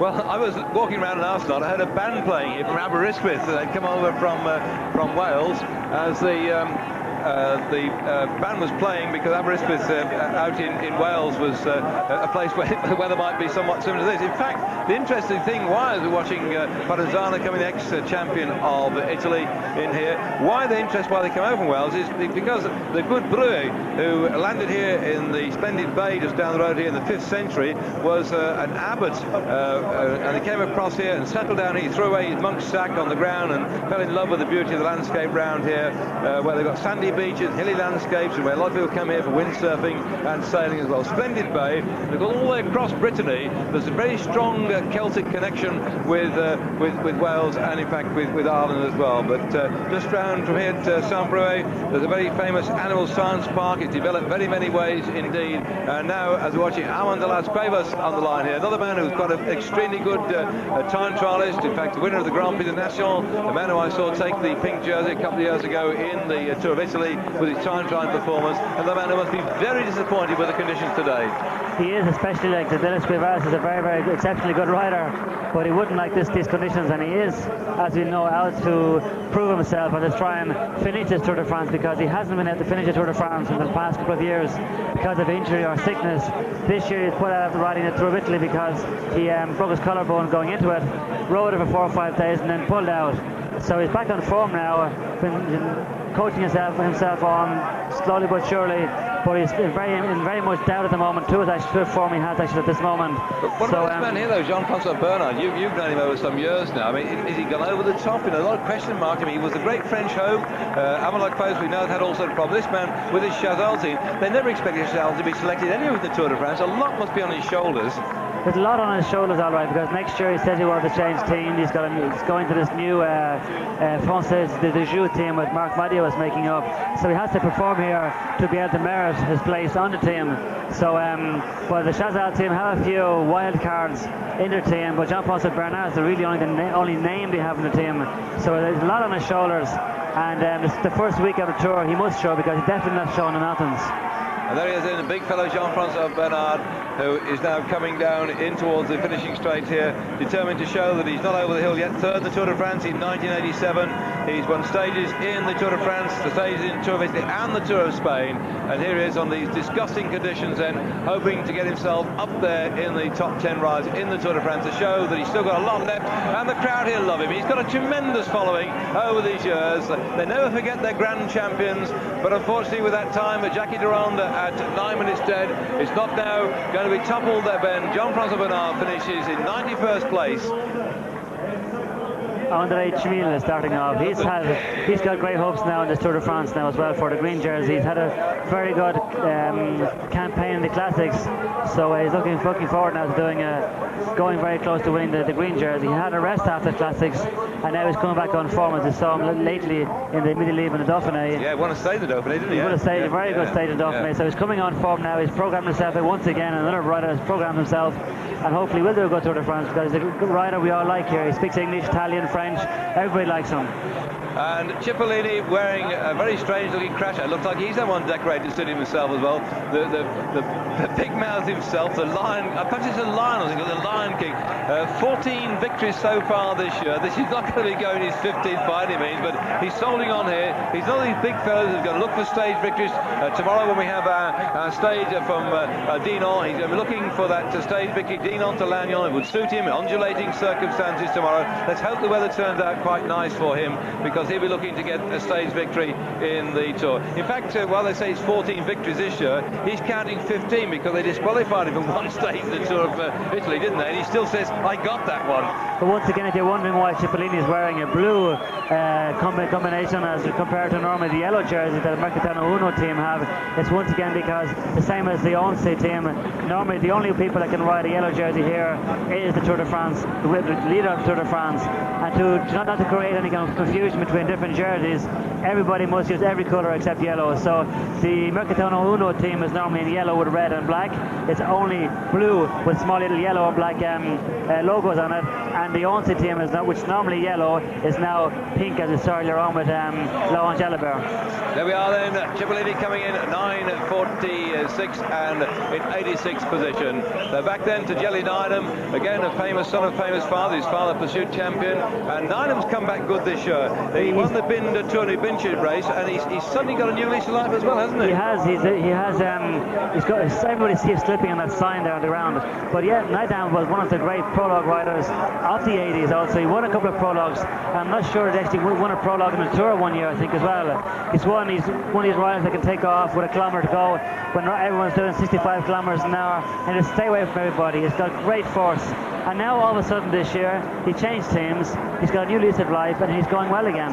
And Yakimov, another man who, when it comes to this sort of effort, if he'd been on the flat terrain, would have been in his elements. Ex-pursuit champion of the world, record holder on the track as well, and finished on his second spot in the DuPont Tour this year, winner of stages in the Tour de France. But these are not conditions either for Yakimov. So for some of the star riders who are looking forward to showing themselves, this must be a bitter disappointment for them. Yakimov, I think actually, having seen how well he rode in the Paris-Roubaix, could we actually develop into one of these big, strong, special riders when it comes to big classics? But we'll wait and see. Here he comes splashing through here. That's still 9 minutes the time to beat from Jackie Durand. There must be standing. I mean, he finished a long time ago. He must be watching all this on the screen. He's no good watching our computer, by the way, because the computer's got the water in now. It's gone blank. Our pure German friends, Peter Voigt and Rudi Alter, using the other monitor screen alongside. Their monitor's gone on the blink as well. There's water going all over the place. I hope the sea doesn't come up too much and bury all of us. Taking him across the line. 9:32 his time in 35th spot.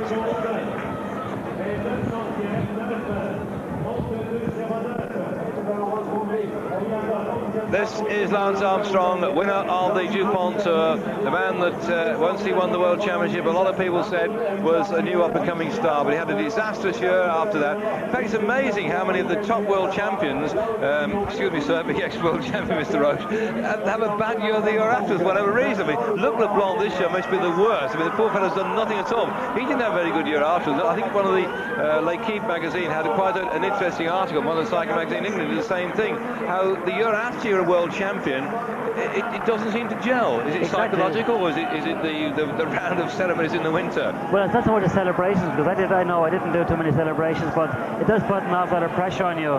But it's amazing, like I said, I don't know when the last world champion had a good year after his year being world champion. I think next year, speaking to the lads and laughing about it, next year people are saying they'll be giving away the world champion's jersey, because the guy who wins the world champion's jersey, people think now is being jinxed, because just very, very unlucky.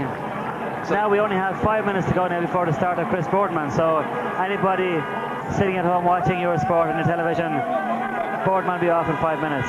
Well, we'll just check the book here, by the way. Jelly Island did win the Prologue in the Tour de France at Berlin in 1987. That was the year when it was extremely hot and all the ANC people dropped out. That was my tour, actually. I knew he won a Prologue somewhere, but that was one you won. I was afraid to say it, okay, it wasn't right. Well, it was 1987, young man. Yeah, well, so that was the year. I remember because that was the year the ANC Halfords team rode, and it was baking hot, and they all climbed off except for Timmins and Elliott. Elliott's gone on, of course, to be one of the most successful riders in America. He took the points jersey in the Tour of Spain as well. As Baldato coming on here to finish his Prologue time trial. We've just seen Armstrong in the start house. Cabino is the next one to go after Lance Armstrong, then Pelliccioli, and then Chris Boardman at 24 minutes past the hour. So Baldato finishes. Still, look at this, the gap then 47 seconds back to him, and he just crossed the line. We should see Dallas Cravers the next to go here.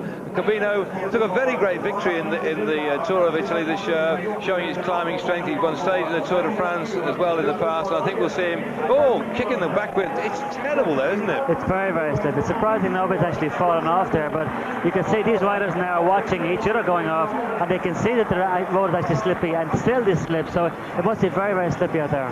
Dallas Cravers then, what a courageous act it was to go and ride in the Tour of Italy when he cracked that collarbone. He lasted about 3 stages and he climbed off and came out of the race. He'd had illness earlier on the season as well. He desperately wanted to ride the Tour of Italy to get the form, and now he's really got to come into this Tour de France, ride himself into form, and see here, he's of all the riders we've seen so far, he's really giving it some stick, isn't he? And he's doing a very good time. He's doing a very good time. He's in the uphill part of the stage here. And you see on his time trial bike with the triathlon bars, a quick look at Cabino when he set up. He's riding his ordinary road bike. He's decided that perhaps discretion is a better part of valour than just ride round on an ordinary road bike. But this fellow here, Dallas Cravers of the Castorama team. By the way, Castorama team, their team manager Cyril Guimard won the stage into Saint-Brieul in 1972. He took the yellow jersey of Eddie Merckx, and his second place that year was Michael Wright, the British rider, actually born in Belgium, hardly spoke any English at all, but he was a British rider, was in second spot. Carstens was third, Van Linden fourth, Merckx was just behind, and Basso, and that was the year that Guimard, who was the team manager of the Castorama team, took over the yellow jersey, 1972. He's in the following car now. Dallas Cravers comes down the finishing straight. He's not going to topple Jackie Durand then. Jackie Durand still in the lead with a 9-minute time and 9:36 for Dallas Cravers, and he tried so hard, and he's still way back in 50th spot. It's a reasonably good time once again for the Les Cuevas, but I'm sure he'll not be too happy with it. But under the circumstances, when you see all the bad luck he's had over the last 6 months, it's a reasonably good time, I'm sure. So Pelliccioli of the Pulte team, the top man to go, and after this one we have just 2 minutes to go, and Chris Boardman will come up to the line. You can imagine that what is going through Chris's mind right now as Pelliccioli goes off. He's psyched himself up for this time trial. He's watched the rain come down in great bucket loads, and I know everybody back in Great Britain will keep their fingers crossed for him as Arnaud Chamil comes through here, the big hard man, a couple of years ago when he took that race from Paris to Roubaix, and since then he's really shown himself to be a strong, hard man indeed, and these conditions of own would be suitable if the race was probably about another 200 kilometres longer. I'm sure Chamil was never a great Prologue time trialist, but he was always a great puncher, and we'll see him here, I'm sure, in the stages up around Liège in the first week. I'm sure we'll see Chamil in there fighting for the placings. He knows those roads up there very, very well, so I'm sure what he wants to do here today is get a reasonably good time, so that if he gets a bit of headway up in the stages up towards Lille, up towards Dunkirk and Liège, any bit of time could help maybe put the yellow jersey on for a day or two. That would be a great crowning for his season this year. And so Chamil is on his way, and we're looking now at Chris Boardman, a man who knows exactly what he's got to do, and well, from Great Britain and living out on the Lancashire side, he's no stranger to rain, but he really has made life difficult. He's got 9 minutes to beat. Chris Boardman, the time trial champion of the world. You can see he's very, very psyched up now. See Serge Boucher behind him here, talking to Roger Leger, who was in the car. He'll be giving him the exact countdown, 10, 9. You hear me? He had his microphone up to the timekeeper's mouth, giving the time check. Roger Leger in the car, sitting there, waiting to push the button on the stopwatch, so it has the exact same time as the time on the finish line. And a top view of that Lotus bike, those very narrow triathlon-type bars that Boardman uses. The Mavic on the right-hand side is a little black lump on the right-hand side of those triathlon bars. That's the gear system that he'll change. Wearing the World Championship jersey, which he got in Sicily last year in the time trial. Chris Boardman is underway. This has got to be the ride of his life. He's done so well this year in so many races, but this has got to be one that's got to throw everything into it. We just saw Chris on the start line there, something he did that the other riders didn't do. Chris sat in the saddle off the start block, where other riders were all out of the saddle and they all slipped. Chris was obviously watching the other riders and saw the difference, where that's a little bit of time gain, a little bit of, if you go off the ramp and your wheel slips, for the first corner and second corner you're going to be a little bit anxious, so you're not going to go around those corners fast. Chris went down the road fairly easy and then took off, so the bike didn't even move a millimetre. So that's the difference between a really good time trialist, a specialist, and a time trialist. Well, we get our fingers crossed, and I know as a commentator we should not be biased, myself or Stephen Roche, but I've got my fingers crossed for Chris Boardman all the way around here. I've even got my yellow underpants on as well, which I wore last year, but some I think the conditions today are not exactly suitable for, so perhaps I'll go and get fit changed. Conditions are very bad indeed. My heart and sympathy goes out to our German commentators here, I'll say Rudy Altig and Peter Boyd. They're having to use our monitor screen as well.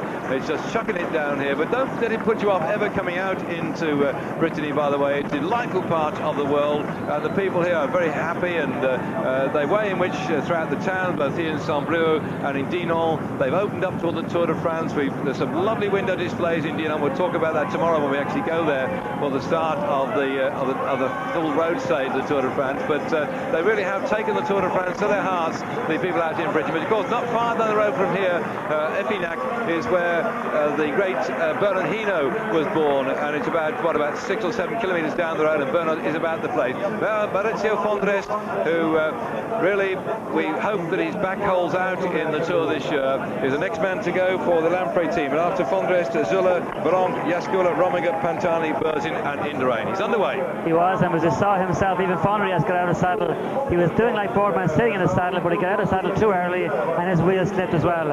It was a very, very good move by Boardman. I saw him going off, but a very good move. But once again, there's time trialists and there are specialists.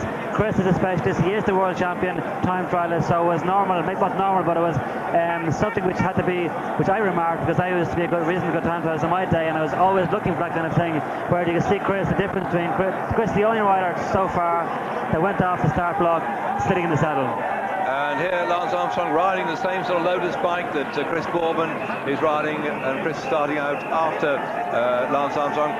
The bike that was developed specially for the Barcelona Olympic Games, when Chris rode it on the track there with just one chainstay and one front fork stay at the front. The bike designed and developed with Lotus and Mike Burrows, and now it's finding favour amongst so many teams. And here Lance Armstrong, the American, all the numbers, 111, one's on his back. The man who's been ex-champion at triathlons, both when you go swimming, running and cycling, so perhaps he won't dislike the conditions too much. But again, as you can see here, look at the cobbles there, the bike just twisting all over the place, having to fight all the way around. They've just got to keep themselves close together. One thing about it, although it's a back end, they may not be perhaps in with a shout to winning the time trial overall, but nevertheless they've got to limit the deficit between themselves and the top men. Lance Armstrong then 9:33.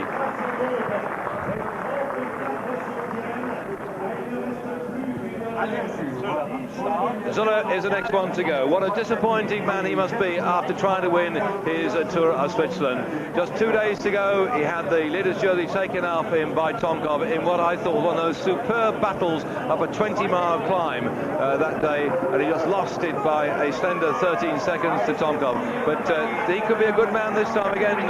Well, I think if these boys, Boardman and Zülle, don't beat Jackie Duron's time, it'll mean something for Duron and the weather conditions as well, because these boys are the big boys now. These are the boys that are real timeless riders, real strong boys. The boys that are going to be fighting it out here in 3 weeks' time on the Champs-Élysées. Well, Zülle in the Tour of Switzerland, he won the Prologue time trial. He beat Rominger to second place. Pascal Richard was back in third spot as well. So we're now seeing, just seen underway, one of the star riders, very good at this sort of dictate. After Zülle, then next to go, Richard Prologue, King of the Mountains in the Tour de France last year, and really the following this man has got in France. You see him with the polka dot jersey as he comes up the line. Everywhere he goes, he seems to have I don't know what it is, an almost fan club, doesn't he? There's something about him. Yes, people following him. French people are looking for a successor from Bernard Hinault for Laurent Fignon, and of course Virenque being a sympathetic face of a guy, and good, not as much a good talker, but he's a good spoofer. Like he's always telling everybody about how good he's going to be, and he is reasonably good rider, I suppose, at the same time. But he's in there getting the results. He talks and he spoofs a lot and very good at the public. So of course people in France like that kind of thing, so they have him as their idol. Well, I saw him today at the team presentation or at the hotel. There was a great mass of people walking around, all looking after the autographs, and you just can't believe the atmosphere which surrounds these riders whenever they are in a thing like the Tour de France. People come from far and wide to see their heroes in action. Cabino on his road bike, I said earlier on, he's not riding with the tri-bars at all. This sort of bike he will ride up in the big mountains, and then Cabino just saying, look, I'd rather be safe. And here we go. Prologue psyching himself up for his 7.3-kilometre prologue at Saint-Brieul.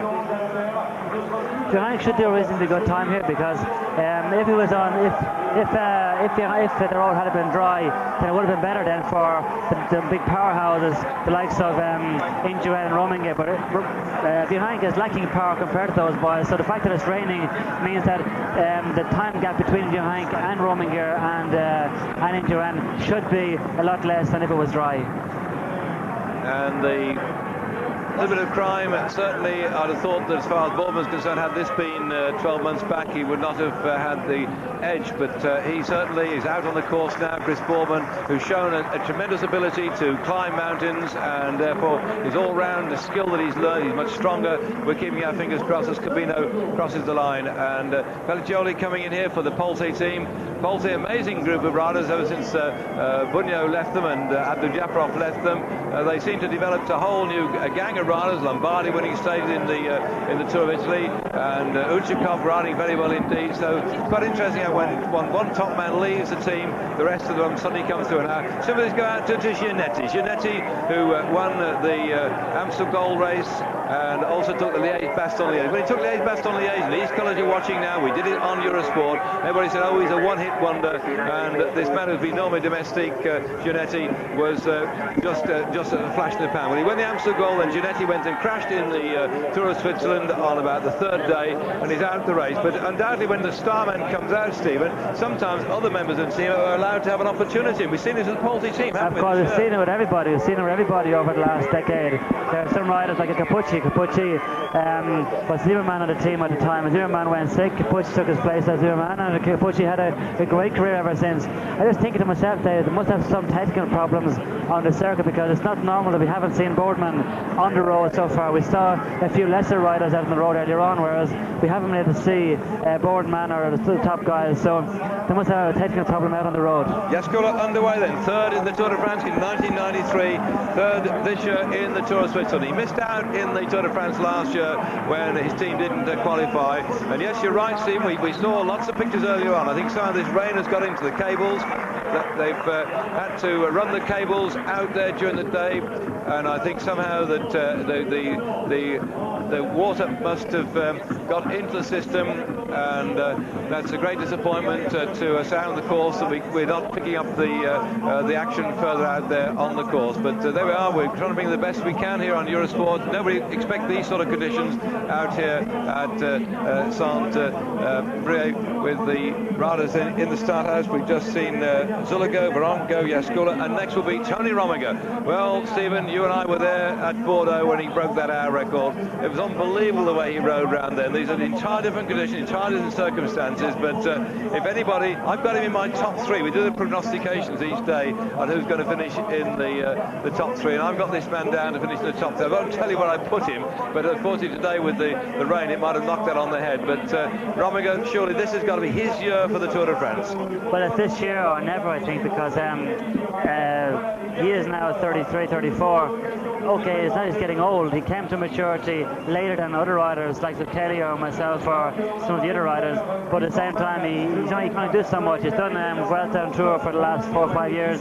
This year he's done Giro on Tour, and plus some of the classics, plus the other tours, so it does take an awful lot out of you. So I think that Tony Rominger this year has put everything into winning the Tour de France this year. He's done everything right in my estimation, but will that be enough now to be able to beat Indurain? I think this year his team is much stronger than it ever was, and if you remember the last 2 years he's always had bad luck, so hopefully this year, if his luck is with him, he will be there with Indurain on the Champs-Élysées on the podium. And there he goes then, the man who came into this race having won the Tour of Italy, the Giro, retired from the Tour of Swiss with a head cold and a bit of a headache, but now he's been training for this particular race today, and we actually got our camera going round with him, which is interesting. They're following Rominger, not Chris Bourbon. Bad luck for the British viewers back there at home, but nevertheless, we're seeing this style, this man settling down. He always makes it look so smooth, his ability to ride, amazing. Chris Boardman has a problem. Fall, and he's climbed off. He's abandoned. Boardman's abandoned. Boardman's fallen off and abandoned. Coming back off our microphone here.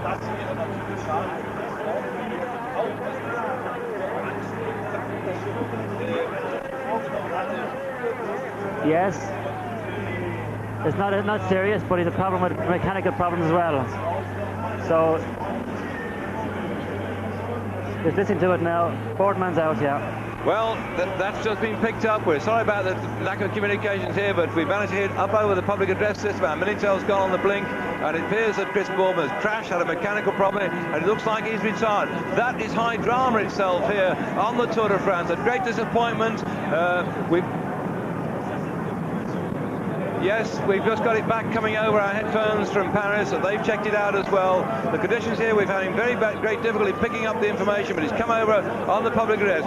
Disappointment then to Sally, his wife, back at home, and to his children. He's now in the car at the moment. We don't know why he's climbed off and got into the car, and to his wife Sally back at home, to his son George, 1 year of age, Harriet 4, Edward 6, who in fact is going to be another child arriving on the 23rd of this month. And Chris today, when I spoke to him yesterday, was so much looking forward. Oh, Pantani slips all over. These conditions are absolutely awful. Pantani, they're spinning all over the place, and Bourman then we know has crashed. We know no more than that. We'll update you as soon as we can on what has happened. I don't know ever in my history of following cycle racing where on the Prologue time trial a rider has just not finished and never done ridden again in a tour like this. No, well, they said he hasn't climbed into the ambulance, so I cannot be that serious. They said he's climbed into his car. So, but if he rode round though, yeah, he rode round. Yeah, it took 15 minutes, 20 minutes to get around. No, but like we cannot talk about it for the moment because we don't know what has actually happened. So rather than criticise or say it's good or bad or whatever, we have to just wait and see now until more information comes in. But when we saw Chris going off in the start line, he was very, very determined, as all these back runners who are all there for general classification are all fighting for it. It's like a Grand Prix of Formula 1 racing. You have the likes of the Alizés and the Schumachers all going down to the finest millimetre, the finest little millimetre on a corner, get the finest hundredth of a second out of a car. Cyclists are the very, very same at this stage. All the back runners are the good riders in the Tour. Well, if he isn't injured in his crash, then surely if he just rides round, and stays with the race, well, his overall position may be very difficult if he comes in 10-15 minutes down. But of course, I'm not quite sure we've got a time limit either. I don't think it applies to Prologue, so he could be okay if he gets to the finish. We don't know yet, though.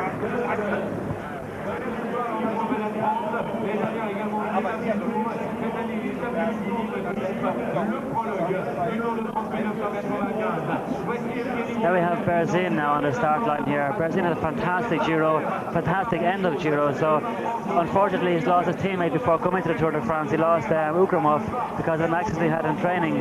So I just hope now that Berzin himself is as good as he was in the Tour of Italy. He lacked, of course, the experience of a rider like Argentine, who helped him a lot in last year's Tour of Italy, or Ukramov did in this year's Tour of Italy.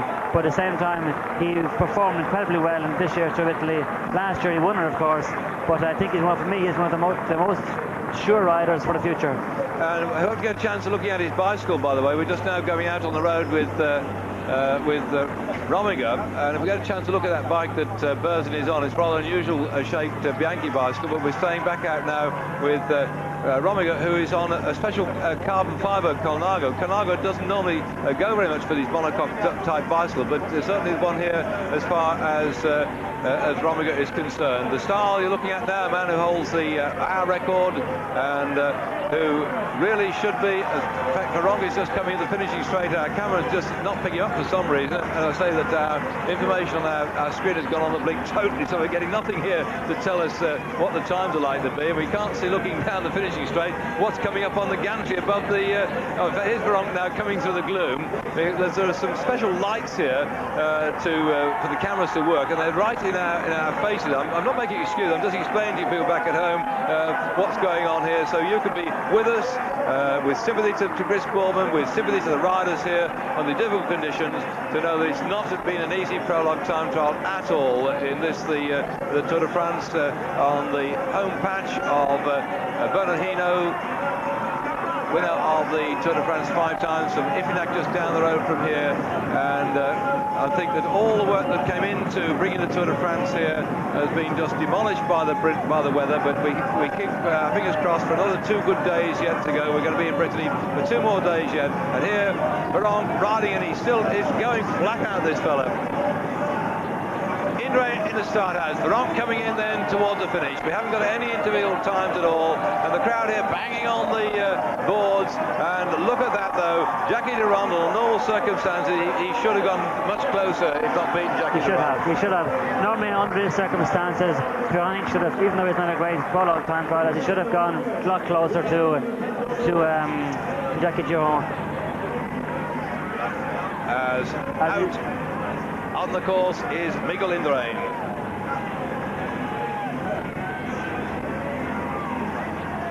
And Indurain out on the course, and still the information coming in that the crash of Bourman, that he's actually climbed into his director sportive's car, but we don't know if he's actually retired or whether they're just looking at him and trying to get him back on the road again. But nevertheless, we're out with Indurain. Let's keep our fingers crossed that he stays upright. Listen, I just don't know anything like this. Indurain is on the normal bike, Dave. Yeah, he is. He hasn't got his special one, has he? Yeah, he's put on a special on his normal bike. It's standard road bike, yeah. That's a very sensible thing to do. Well, the Tour de France, like I always say, is never won on any one day. It can be lost, as Chris Bourman can tell you about now. But you cannot take these kind of risks. And they are at... you see that black handlebar stem, by the way? That, in fact, is covered on a mountain bike. It's what they call a headset. It actually bolts onto the top of the column of the front fork and holds the headset down in place. It goes slightly forward and upwards, and the actual bars are bolted in the other way. They pitch the idea off the mountain bikers. Jaskula coming in here. Good to see him back in the Tour de France after an absence last year. This very strong Polish rider for the Ake team. Ake then riding, they were going to originally join forces with the Group 1, but since the Group 1 had trouble paying the salaries of their riders, and people like Robert Miller then have found themselves out of employment here with Luc Leblanc, Ake are in the race all on their own. Rominger out on the road. It's looking smooth and stylish. Over 1 kilometre to go for Tony Rominger. The time 9 minutes dead to beat. But the man who must be sitting there at the moment, the butterflies in his stomach, Jackie Durand, who would ever think he would have the Prologue time trial? You know, there's some fast men out there, but he's looking more and more like he might get the yellow jersey. It's looking very, very like it. I think if somebody is going to come and get her off, it's going to be very, very difficult. It's only going to be only a handful of seconds, because we saw good riders out there a while ago still putting in 9:30s. So I think Indurain, Romanger is going to find it very difficult to go out and get a jersey off.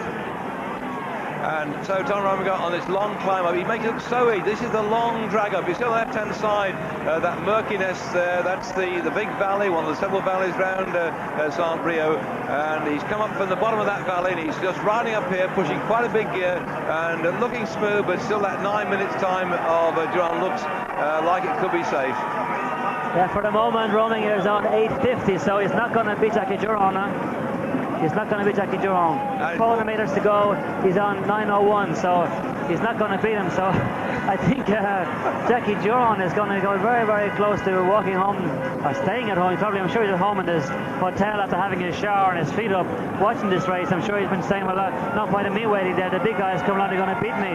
So I'm sure he's sitting there putting on his training bottoms now, getting ready to come back, take on the yellow jersey. So we might see an upset in the Tour de France this year.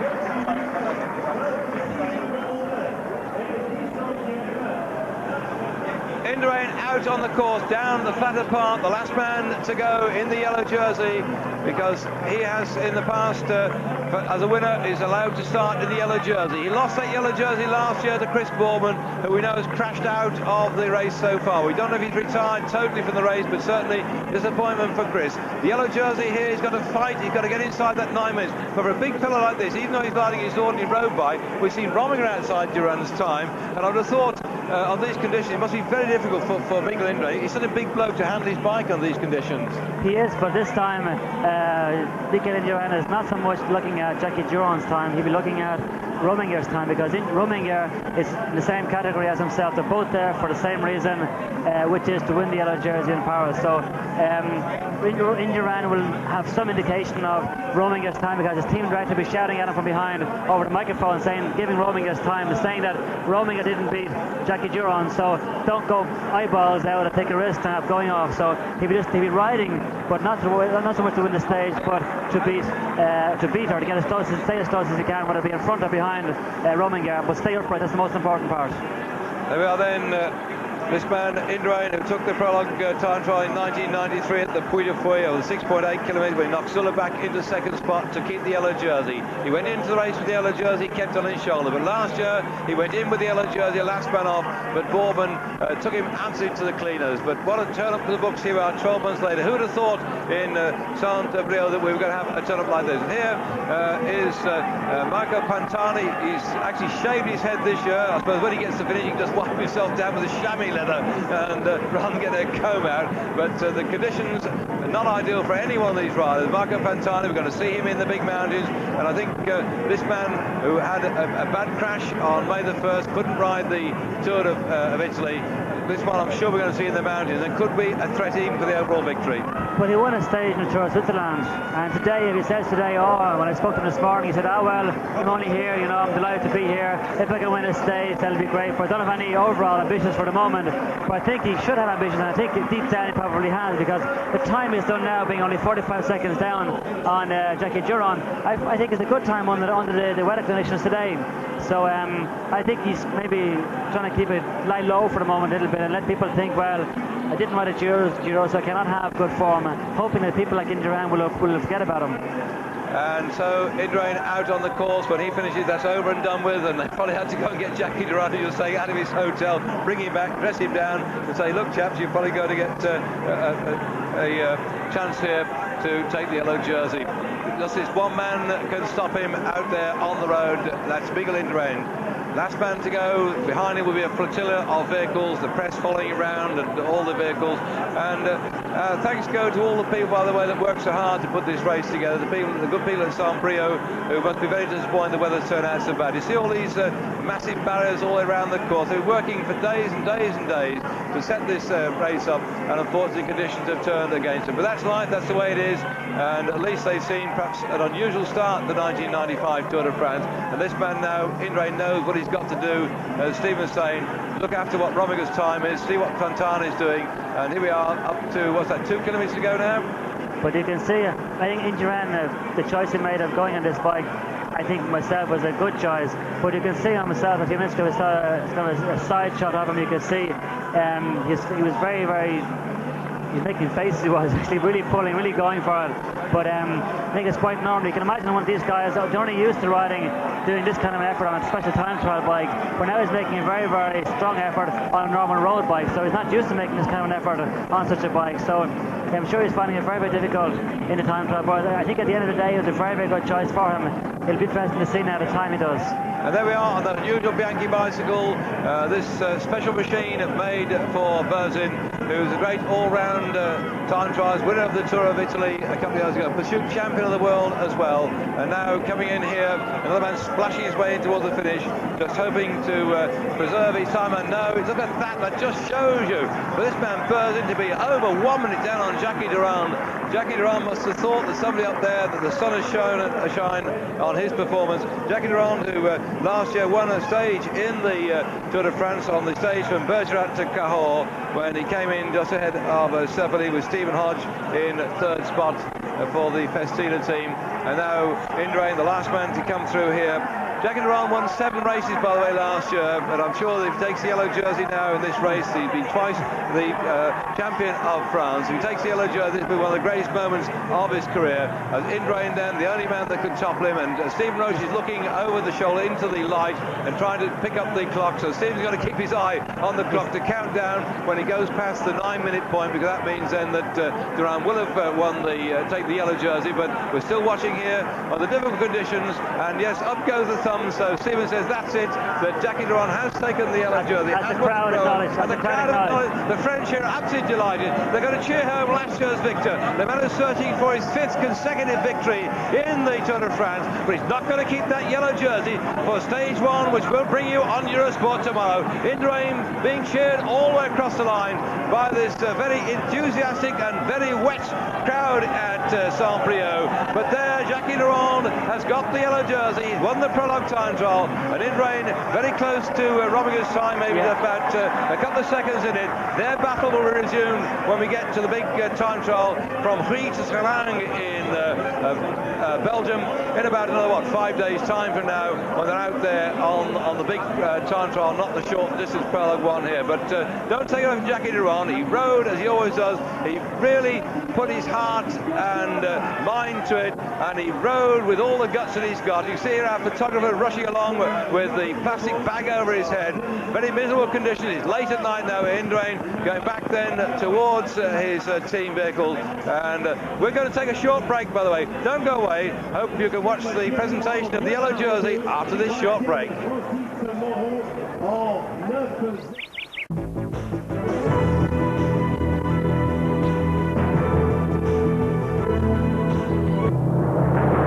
Eurosport Live.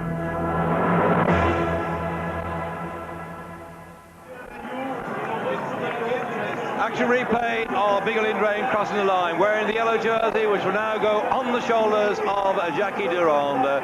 You can see the disappointment written all over the face of Miguel Indurain, but I wonder what the disappointment is on the face of Chris Boardman, because we have information that in fact when he crashed into barriers, his following car nearly hit him, and although they said he was the fastest at that point, Stephen Roche said to me, what do you say, Stephen? Well, that's no consolation. The time trial is from start to finish. You know, it's very easy to be fast in one sense, but the thing is getting to the finish. So I'm being able to dose your effort from start to finish. So I'm sure he was the fastest. I'm not saying anything against that, but at the same time, he didn't finish. So maybe if he'd gone slower, maybe he might have been even faster to finish, and that's where it counts. Well, disappointment then to Chris Boardman. Here we get an action replay of Chris starting off. He did the right thing. He sat in the saddle as he went away then, but he threw all caution to the wind on the fastest part of the course. We look at Romiger here, who knew that he had to ride hard. In fact, from our little notes here, looks like he finished a couple of seconds faster than Indurain. And so Honor has been satisfied in that respect as far as Romiger is concerned, but Indurain and Romiger will be battling it out when we get to the big time trial from Huy to Serang. And the crowd waiting actually then at the finish line, and we see Romiger coming across here, the noise of helicopters over the head. We're waiting for Jackie Durand to come back to collect that yellow jersey. The first one of the Tour de France, this in Saint-Brieul. Jackie Durand Durand, who surprised everybody by his gutsy ride in the Tour of Flanders in 1992 when he went away with a breakaway and stayed away to win that stage. Winner of a stage in the Tour de France last year as well. In fact, he had 7 victories last year, and the greatest one, I suppose, last year, as far as he's concerned, apart from the stage victory in the Tour de France, was to get his second consecutive victory in the French Championship. So Jacques Durand is a man with an enormous heart, enormous guts, and I suppose one could say really, Stephen, that it couldn't have gone to a nicer bloke. I know they're all nice blokes, but Jackie Durand always gives all he's got, and although he had the advantage of the good weather early on, he really rode his heart out, and Prologue time trial normally wouldn't expect to be up there with the greatest. Well, that's it, you know. On a normal time, he wouldn't have thought, so he would have done so good, but when you see the time he did, I guess it got lower. Here's Boardman's crash now. Watch this, and there he goes. Yeah, the car.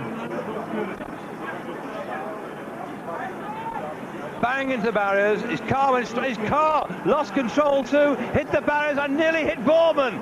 That, no wonder the man was absolutely shaken. He nearly got demolished by his team car. That I've seen so many crashes in cycle racing, so no wonder Chris was absolutely shaken by that. The car and the bike went completely out of control. The rider went into the barriers, the car followed on behind, and he is very, very badly shaken by that one. Our sympathies go to Chris Boardman, our sympathies go to Sally Boardman, the Boardman family, and all British followers further back in Great Britain. What a disappointment for him. But for today, the yellow jersey will go to this man, Jackie Durand, who has taken the Prologue time trial the first day of the Tour de France.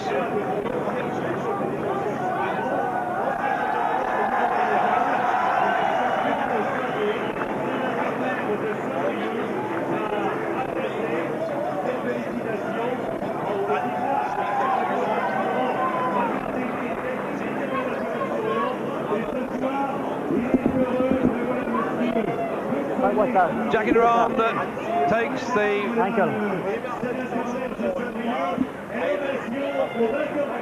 Chris has a fractured ankle. Hey?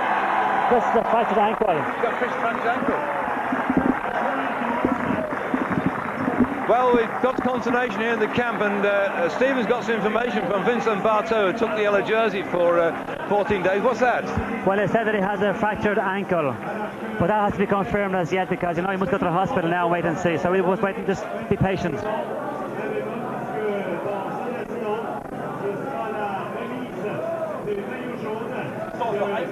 Now then, with Jackie Durand in the yellow jersey, just a few seconds separating from the second man down. Disappointment then with Chris Boardman. Looks like he's hurt his ankle. No wonder he couldn't continue. We just thought if he soldiered around, but that crash must have really demolished him. A great disappointment then to all the followers of the sport back in Great Britain. Eurosport bringing you live action here from the Tour de France, and we're going after this programme to go on to basketball. We've got the semi-final coming up, Croatia versus Lithuania, with my good friend Roy Birch in the commentary box there. So, but still, not only does he get the yellow jersey here, we've got the green jersey too as the points victor. And there was in fact that fourth category climb. I haven't had the time come in yet, but the fastest rider at the time check on the climb up from the yacht harbour down below, we also get the polka dot jersey, so he's probably got that one as well. And so a great collection of jerseys for Jackie Durand. It looks like he just cannot believe this. It's been a night of tremendous drama here with the Tour de France full of incident right the way through. Durand taking the yellow jersey. Tomorrow then we'll be on air at 4 p.m. Central European time, 3 p.m. in Great Britain time. The stage from Dinan to Lannion, 233 kilometres. Steve Roche, myself, David Duffield. Look forward to accompany them. But from Saint-Brieul, it's time to say bye-bye.